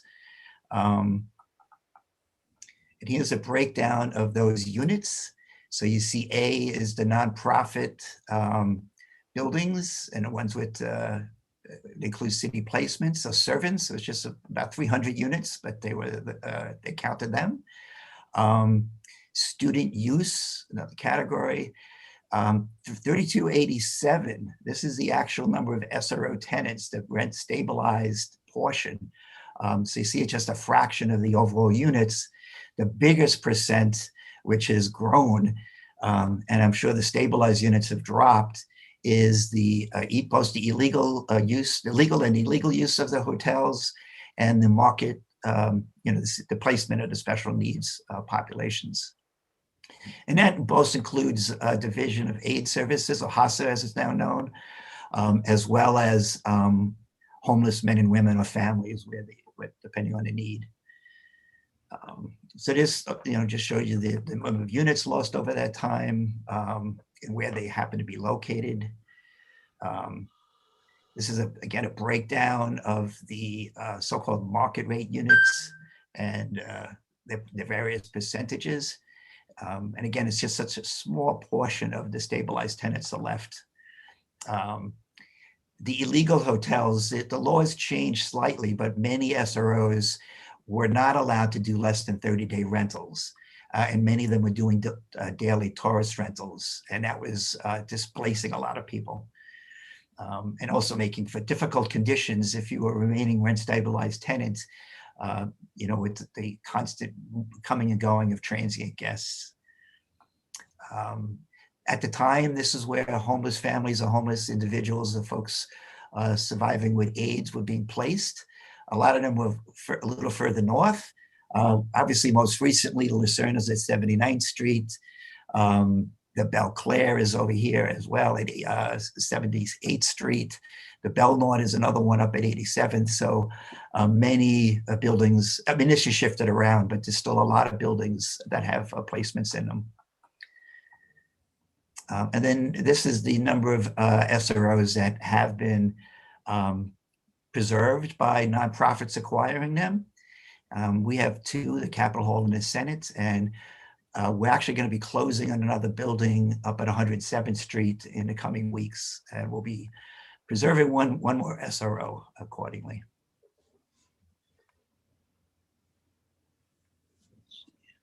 Those adjustments. Okay, so last thing I guess I wanted to share, go back to my, oops, not the right one.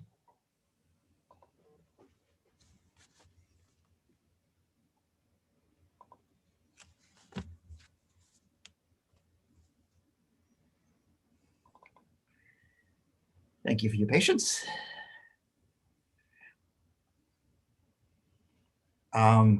In the packet that includes my testimony, you can read it, but there is many other examples of non-stabilized rentals, both by college, tourist rentals, and in special needs populations. I'm going to show you these real quick. This one happens to be next door to me, American Musical and Dramatic Academy. And they utilize a number of their SROs, including two on my block. Happens to be my birthday today, so I'm getting a lot of text messages. So sorry about Happy this. birthday. Background. Yeah, Turning good old 63. Turned it already, my wife reminds me. The Stratford Arms. Sorry, Larry. Happy birthday. Thank you. I'll stop. Yeah, I actually have vacation this week, but again, I wouldn't miss this for anything. It's so important for the SRO tenants I've worked with for decades. So I'm glad I'm here. I'm glad to be here with you guys today. Stratford Arms, the Amsterdam, this is right next door to me, utilized largely by AMDA. I think we got about 5 rent stabilized neighbors. I'm in 211. This is right next door. They also advertise other hotels where these students can stay. The Pod, Lucerne, which is not doing tourist rentals now with the homeless men there, the Beacon, Milbourne, the Nilo, which was the Ben Franklin when I first knew it at 77th and Broadway. Townhouse 44 actually had to have been used by NYU for college students as a dorm at one point, but they're also doing tourist rentals. Okay, let me see if I go back. Good. The other one, this really struck me, the Vigilant Hotel.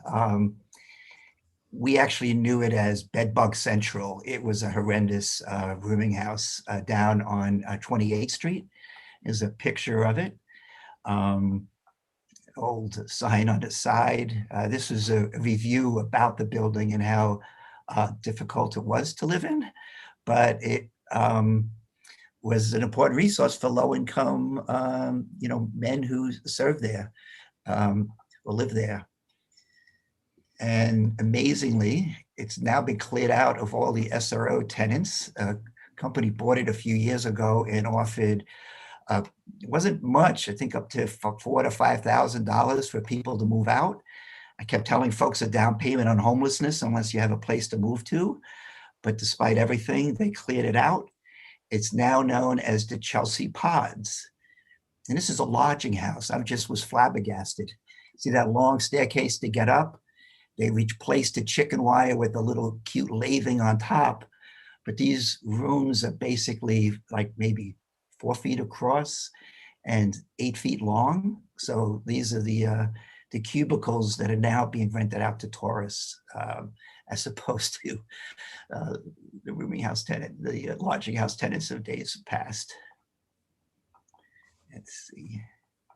I'm not going to cover this as much. You got some information from the RGB and from DHCR, and the Rent Guidelines Board. Andrew and staff have done their best to try to use that data.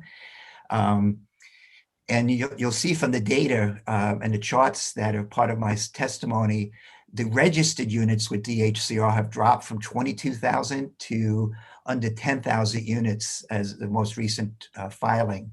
So the vast majority of large SROs has a minority of permanent tenants, 35% on that reported average. Higher in rooming houses, but still, I think it was close to a third where either warehoused or non-stabilized rentals. And I want to point out in those studies, the mean and median rents are really high. And despite 9 years of rent freezes, they've gone up year after year anyway. So I think that's people who don't know, or the market rate, the newer tenants that move in, and that's created those big jumps in the reported rents. So I'm going to stop. Yeah, let me stop sharing the screen. Larry, and we'll go to Brian next, correct? You all done there, Larry? Yeah, just trying to figure out how to stop sharing. Larry, and I don't know, Brian, if this would be a better question for you, but one question I was going to have is, what has been the impact of pandemic unemployment and programs and the stimulus checks on the SRO population, if you could speak to that? Honestly, we haven't collected any data to that effect, but the remaining tenants in SROs tend to be seniors. They've become naturally occurring retirement communities because so few tenants, newer tenants, have been able to move in over the past 10 to 20 years. So if they're on retirement income, I know they've always had very high rent burdens. I don't think that's changed. And maybe Brian can speak a little bit to it. I mean, on that exact question, I think that really speaks to the continuity over the past couple of years. And we also don't have any sort of hard data on it, but our experience, similar to Larry's, that it tends to be people on fixed incomes who live in SROs.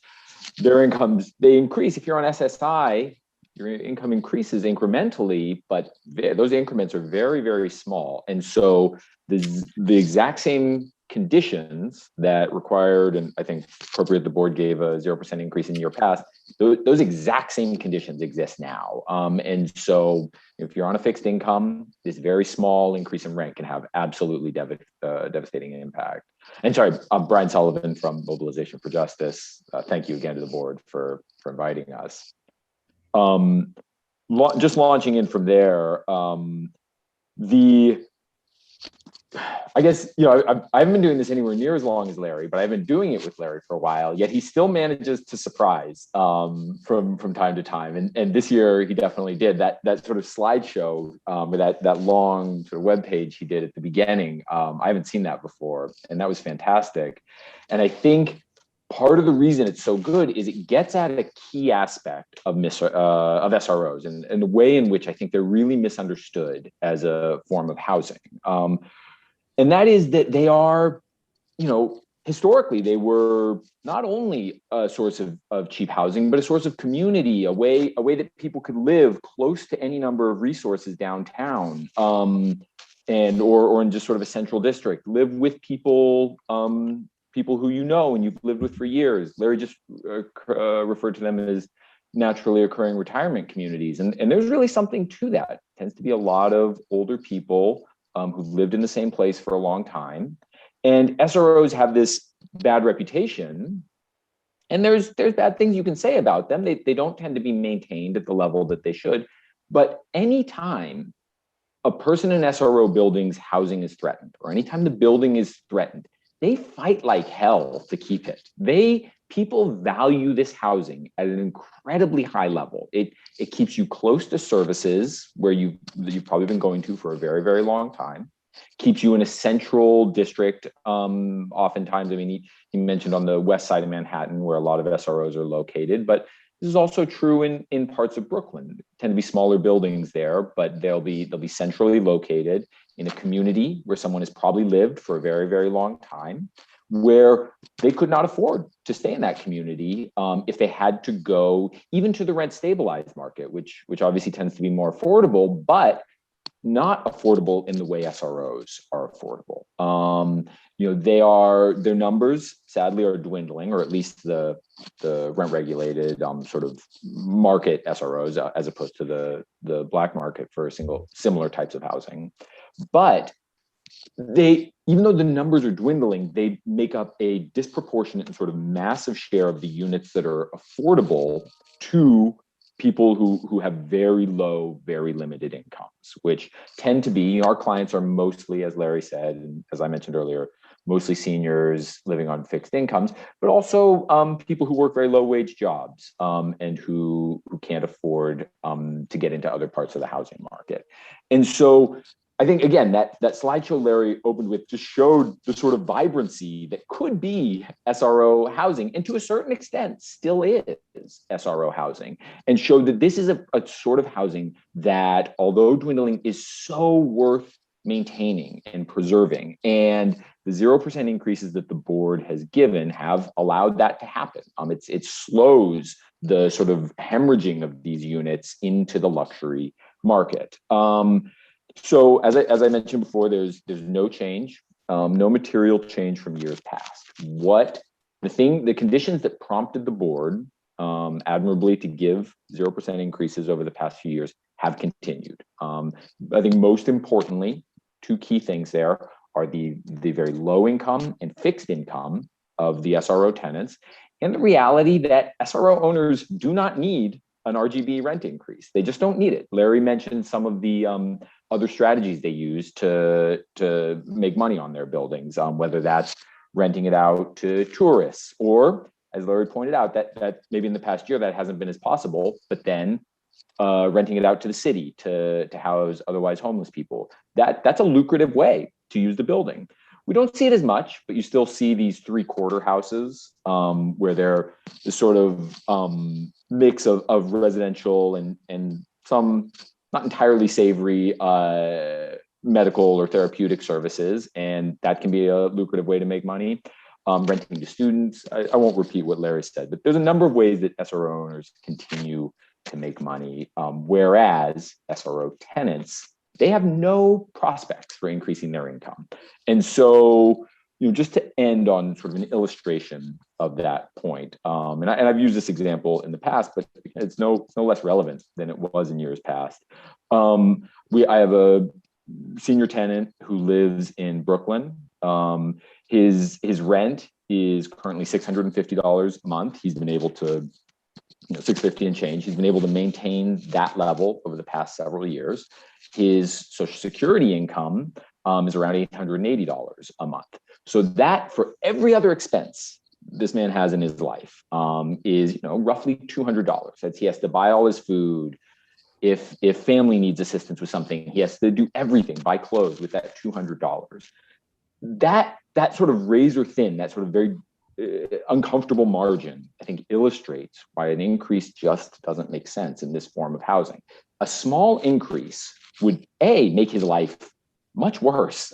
He's already barely managing to scrape by.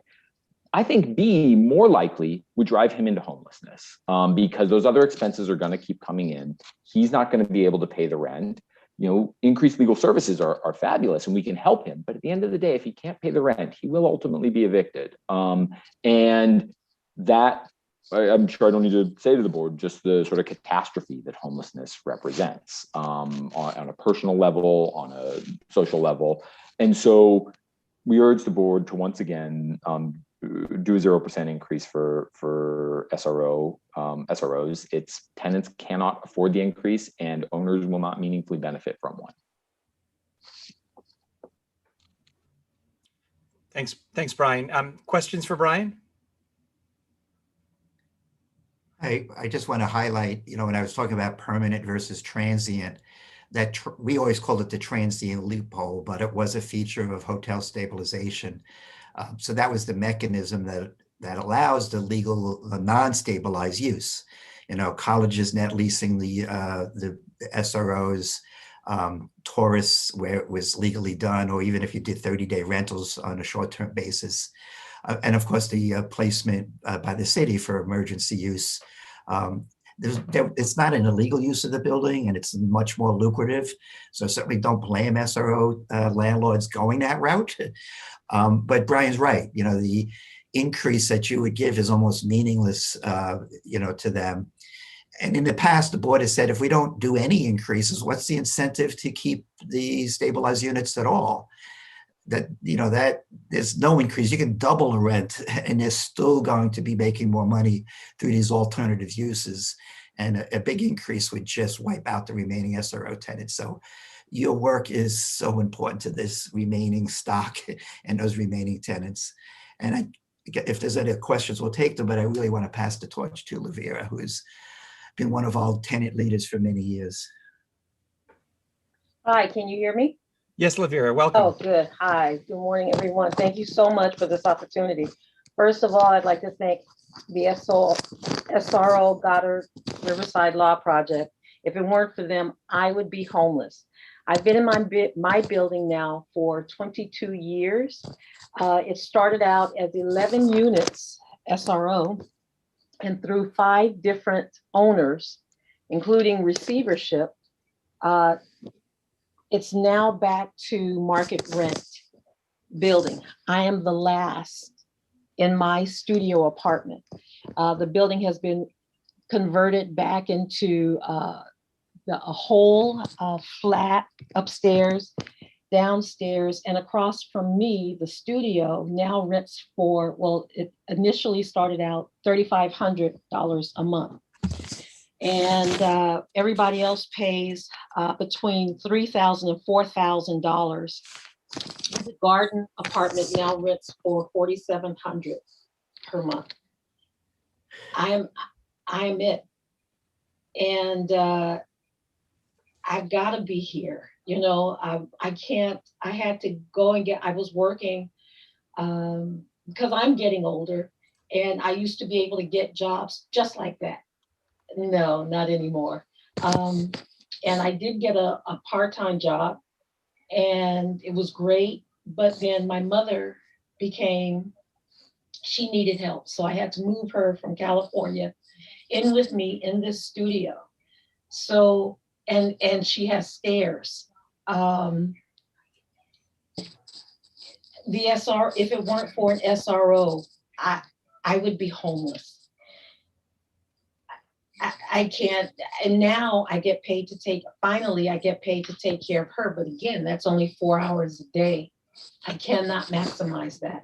So if it wasn't for this SRO, my gosh, and I've been homeless. I've been homeless in California. And I'm telling you, the homeless rate in California, when I went back to get her, you have to it was bad in San Francisco. It is worse in Berkeley and Oakland. You have to literally it's like LA's homeless population. You have to step over people. They're tent cities. And I keep thinking about the landlords that keep increasing rent. I don't think they're thinking ahead that the very people that they're putting out due to just wanting that extra dollar, they will be sleeping on that person's front porch.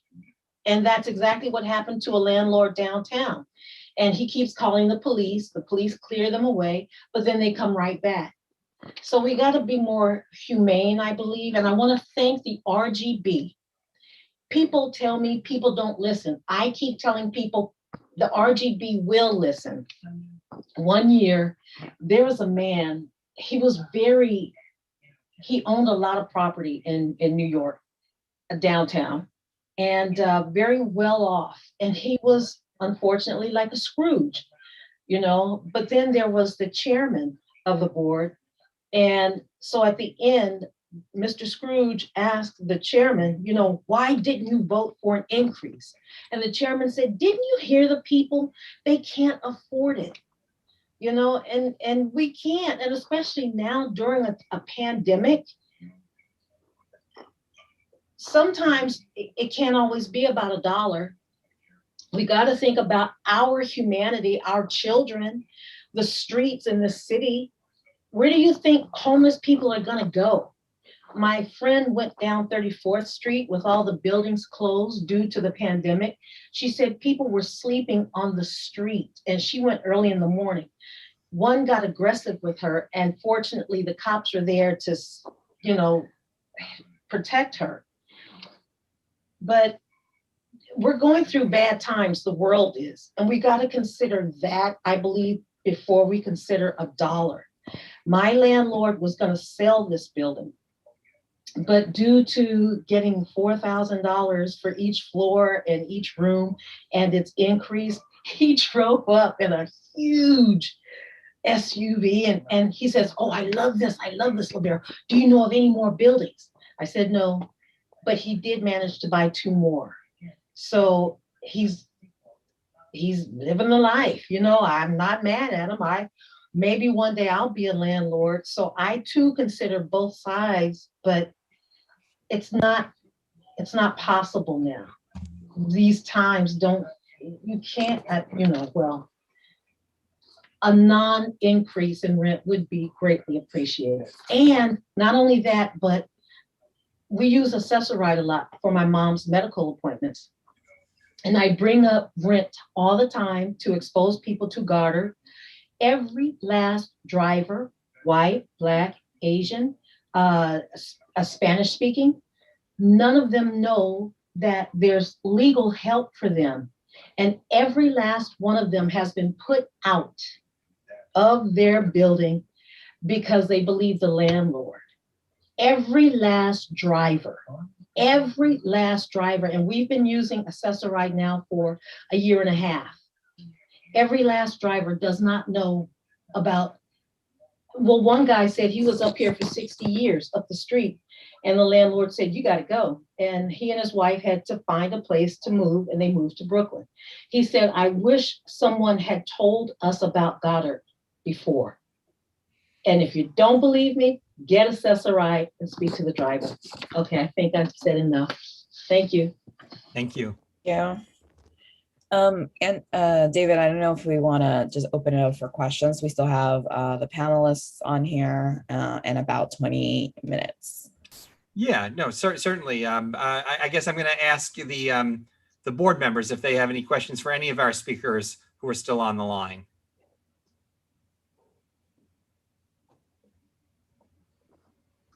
This is a question for Larry. Larry, what's the smallest SRO that you have seen that are legal? There are some small rooming houses that could be 4, 5, 6 units. Those are pretty rare. The amount of the SRO stock that are rooming houses, the Blackburn study in 1986 found about 40% of the SRO stock were in buildings less than 30 units. But they run the gambit. Usually they're, 4-story walk-ups for the most part. Some of them are 5-story buildings. They may have a complete apartment. It wasn't uncommon for a landlord to, use the ground floor as their apartment and then rent out the units upstairs. So that could be 6 units, 8 units, just depending on the building. Thank you. And Cecilia, I don't know if this was part of your question, but I feel like it's also some helpful context in terms of the rooms themselves. That's what I thought you were asking about initially. I think it is worth mentioning. The rooms are frequently quite small. The sort of Larry showed the photo of the walk up. When you go into some of the Bowery loft style SROs, where it's a big loft space subdivided and they have chicken wire ceilings on each unit. Some of those, if you put your arms wide, you can just about touch both sides of the room. So some of them are the space itself is quite small as well. Mm-hmm. Yeah, and they're not private, right? There's no privacy. You can hear everybody conversation, everything that's going on. That's right. Yeah, it's it's communal living, and in those Bowery ones, the communal nature is very pronounced. Yes, it's it might even be a piece of plywood sometimes separating your room from your neighbors, and then there'll be a communal kitchen and bathroom and that sort of thing. And just most of the lodging houses, obviously, it's the extreme in terms of the smallest units. But usually you're required 80 square foot for a single.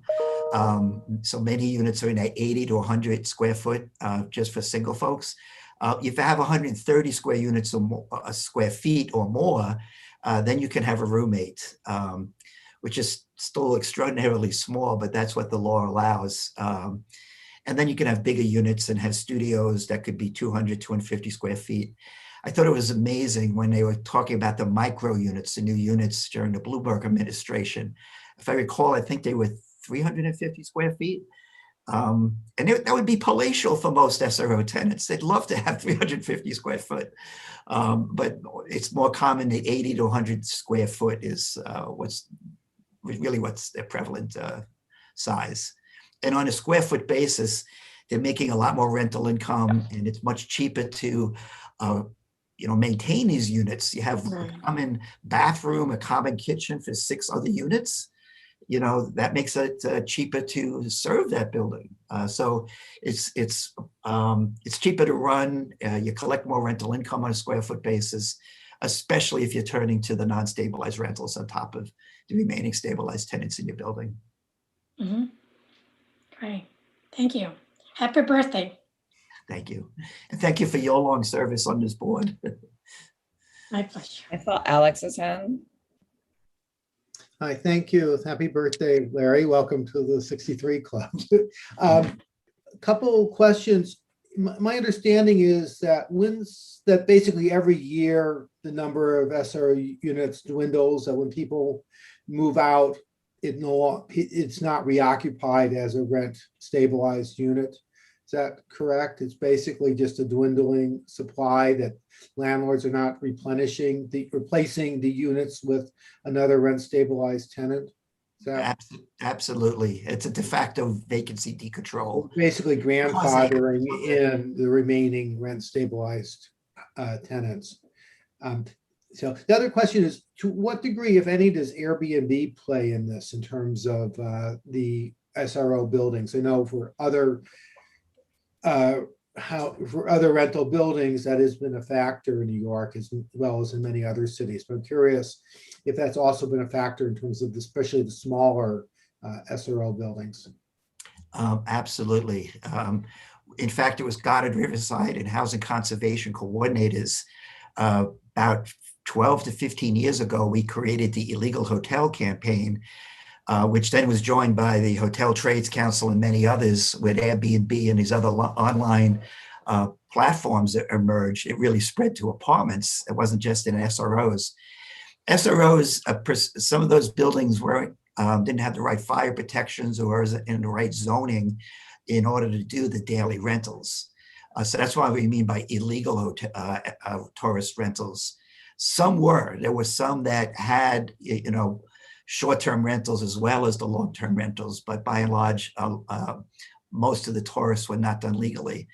And that's, the laws have strengthened because of, and cracked down somewhat on some of the illegal Airbnb type rentals. The fines have increased, but it's still a huge factor out there. And some of the small rooming houses, those 20-unit places, they do advertise themselves as inns and other types of things. In the submission I gave you, there are two great examples of brownstones who are very, very lucrative income. And so that's in the submissions I gave you guys. Thank you. And Alex, on the initial question you'd asked, we have an example from this past year that I think is illustrative of that approach from SRO owners, this sort of warehousing approach. It's a long story. I'll tell it as briefly as possible, hopefully coherently.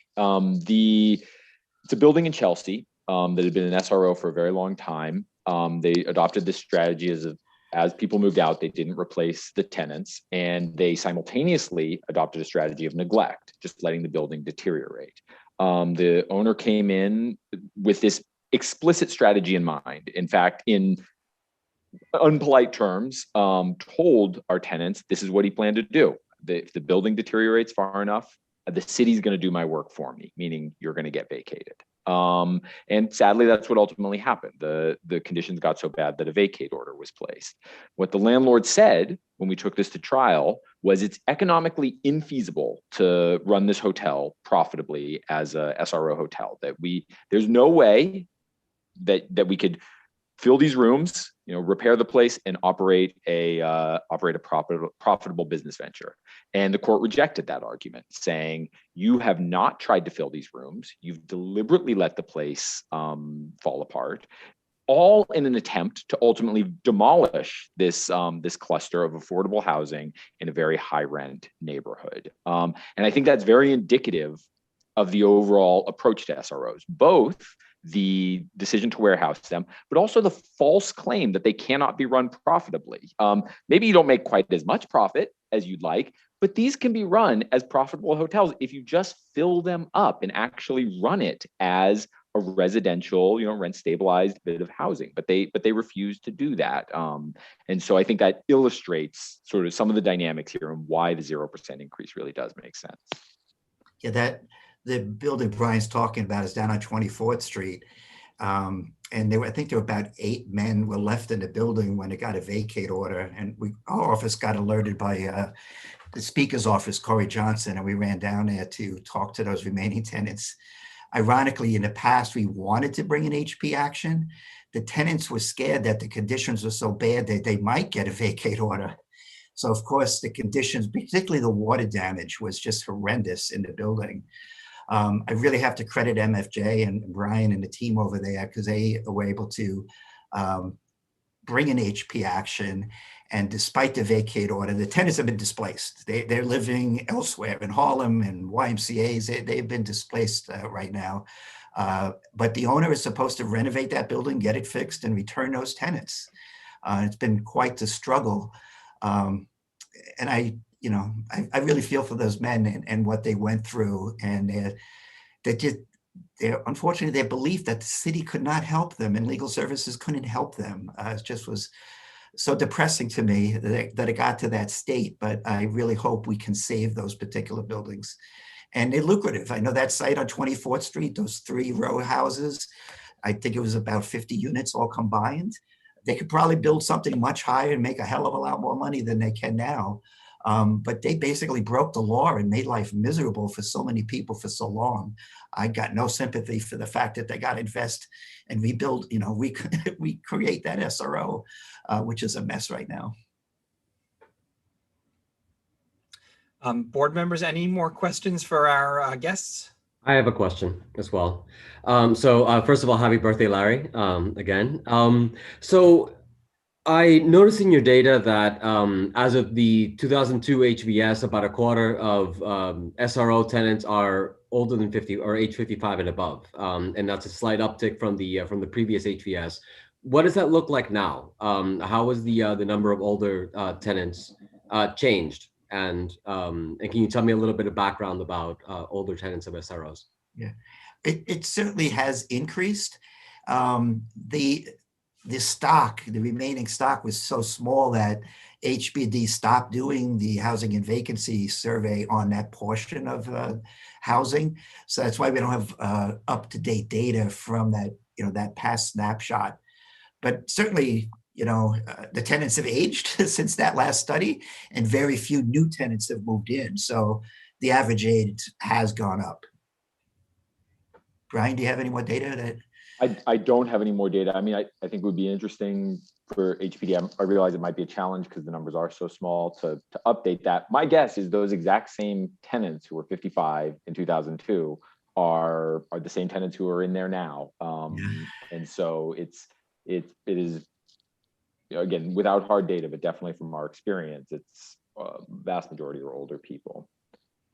So you're saying that, I mean, it's like the tenure of these people is actually very long. I mean, it's like the chances are that the same people that are counted in 2002 are still there. The only reason they would have left is if they passed away or if they were forced out. I mean, just to sort of really underscore the extent to which SRO housing is the housing of last resort in New York City right now. If someone leaves an SRO, in the vast majority of circumstances, it's because they're forced out. And you could be forced out through an eviction proceeding, through the deteriorating conditions in the building. But even people who say, this isn't my favorite place to live, they're not trying to go anywhere else. Like there's nowhere else to go in the city. So I guess that was a somewhat long-winded, circuitous way of saying, yes, I think it's the same people who are in there.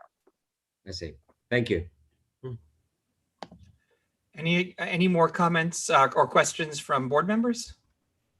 I just wanted, and I don't know if Sam could speak to this in what capacity, just what is your, you've done a lot of research, not just in New York. I feel like you have a bird's eye view of like what's happening in New York. What have you seen in the last years to like signal you what state the rental housing market, specifically in rent stabilized housing? I think similarly to the questions that were asked around like who lives there, who those folks are, because I feel like Larry's earlier point when even introducing him section is that we are looking at data, and I feel like it's often easy to say an increase 1% here or there, and won't be impact, but I think having a great understanding and seeing the faces of Mamadi, Livera, Juan, and putting faces to actual data of like, are what we believe will not have that much impact. Who are the folks who are impacting, and what kind of impact will we see them have if this board acts on speculation of how landlords are doing? Yeah, thank you. So we presented, a snapshot of this year's finding. One statistic that we didn't include was that half of low-income residents told us they couldn't afford a $25 rent increase. That if you do the math, that's like 175,000 households. And as I said, a great number have less than $1,000 in savings. So folks are not, sitting on a pile of money that can be transferred to rent under these circumstances. Like we also talked about, unemployment is absolutely historic right now. Like we're talking about the Great Depression happening in a year. Those jobs are not going to return fast enough that people will be back where they were. And as we talked about also, where they were in a lot of cases was pretty severely rent burdened. If we look at, you were asking about kind of the longer durée of housing trends in New York City, and I think Tim did a great job demonstrating this. There were years of pretty high profit rates, both in the rent stabilized housing stock and in the general housing market. A report that the Community Service Society put out in the fall of this year tried to demonstrate some of that, showing the amount of increase in building sales volume and prices over the last couple decades, and the rising amount of debt levels that landlords were taking out, basically refinancing their mortgages, taking out greater levels of debt under the prospect that they could raise rents and sell for more. And that became the business model, pulling the equity out of the building, refinancing for greater levels of debt, and then buying up greater and greater stock. And so you saw a consolidation of the housing market with fewer and fewer so-called mom and pop landlords operating. So that's kind of the longer term picture of where we were before the pandemic. Of course, this year has been tough for landlords, but as I said, we have an unprecedented rent repayment system set up just to make them whole again, which will also include a rent freeze. So we don't want to give any incentive to those landlords not to take that program. In the meantime, there is no comparable plan for making tenants, putting them in a better position than they were in before. Dan, can you share that study with the board? Yeah, I'd be happy to. Should I email it to Andrew? Is that the best way? Okay. That would work, sure. Elliot, did you want to join in on anything? I don't think I have any final comments. I will follow up about, what I think David had requested, the data about, our nonprofit housing developers in terms of rent collection. So I will follow up with that. And aside from that, just emphasizing that our members do a really fantastic job of providing quality, affordable housing, maintaining their buildings in good condition without passing on any undue burden to tenants in the form of rent increases. So we do know that it is possible, and we would love to see, our for-profit housing providers provide that same level of quality housing while keeping rents as low as possible. So we urge the board to consider that in their decision. And thank you so much for your time.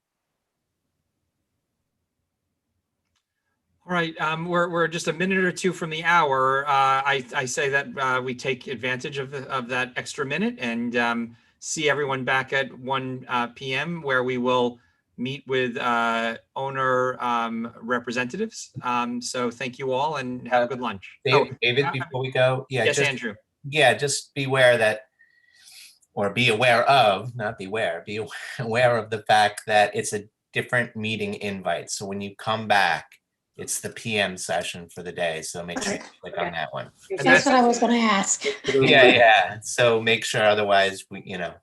So that's in the email that we received from Brian, right? Yeah. There was 2 invite. In fact, I just got the reminder. Okay, great. Said that. So it should be in your email in the next few minutes. So click on that one to join for the starting at 1 o'clock.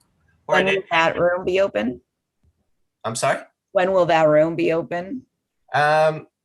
Probably about 10 to about 12:50. Does that make sense, Brian? Yes, it will be open by then, 12:50. I just like joining in to make sure everything is working. Right. Well, we could even do it. How about 12:45 then? We'll open it up at 12:45 for the board members. 50 is fine for me. I don't want to turn anyone else's break.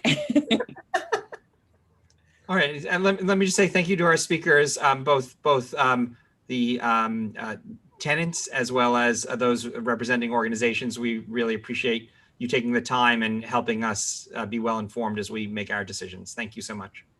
Thank you all. Thank you. Thank you. as Happy always. birthday, Larry. Happy birthday, Larry. Andrew, can I give you a call?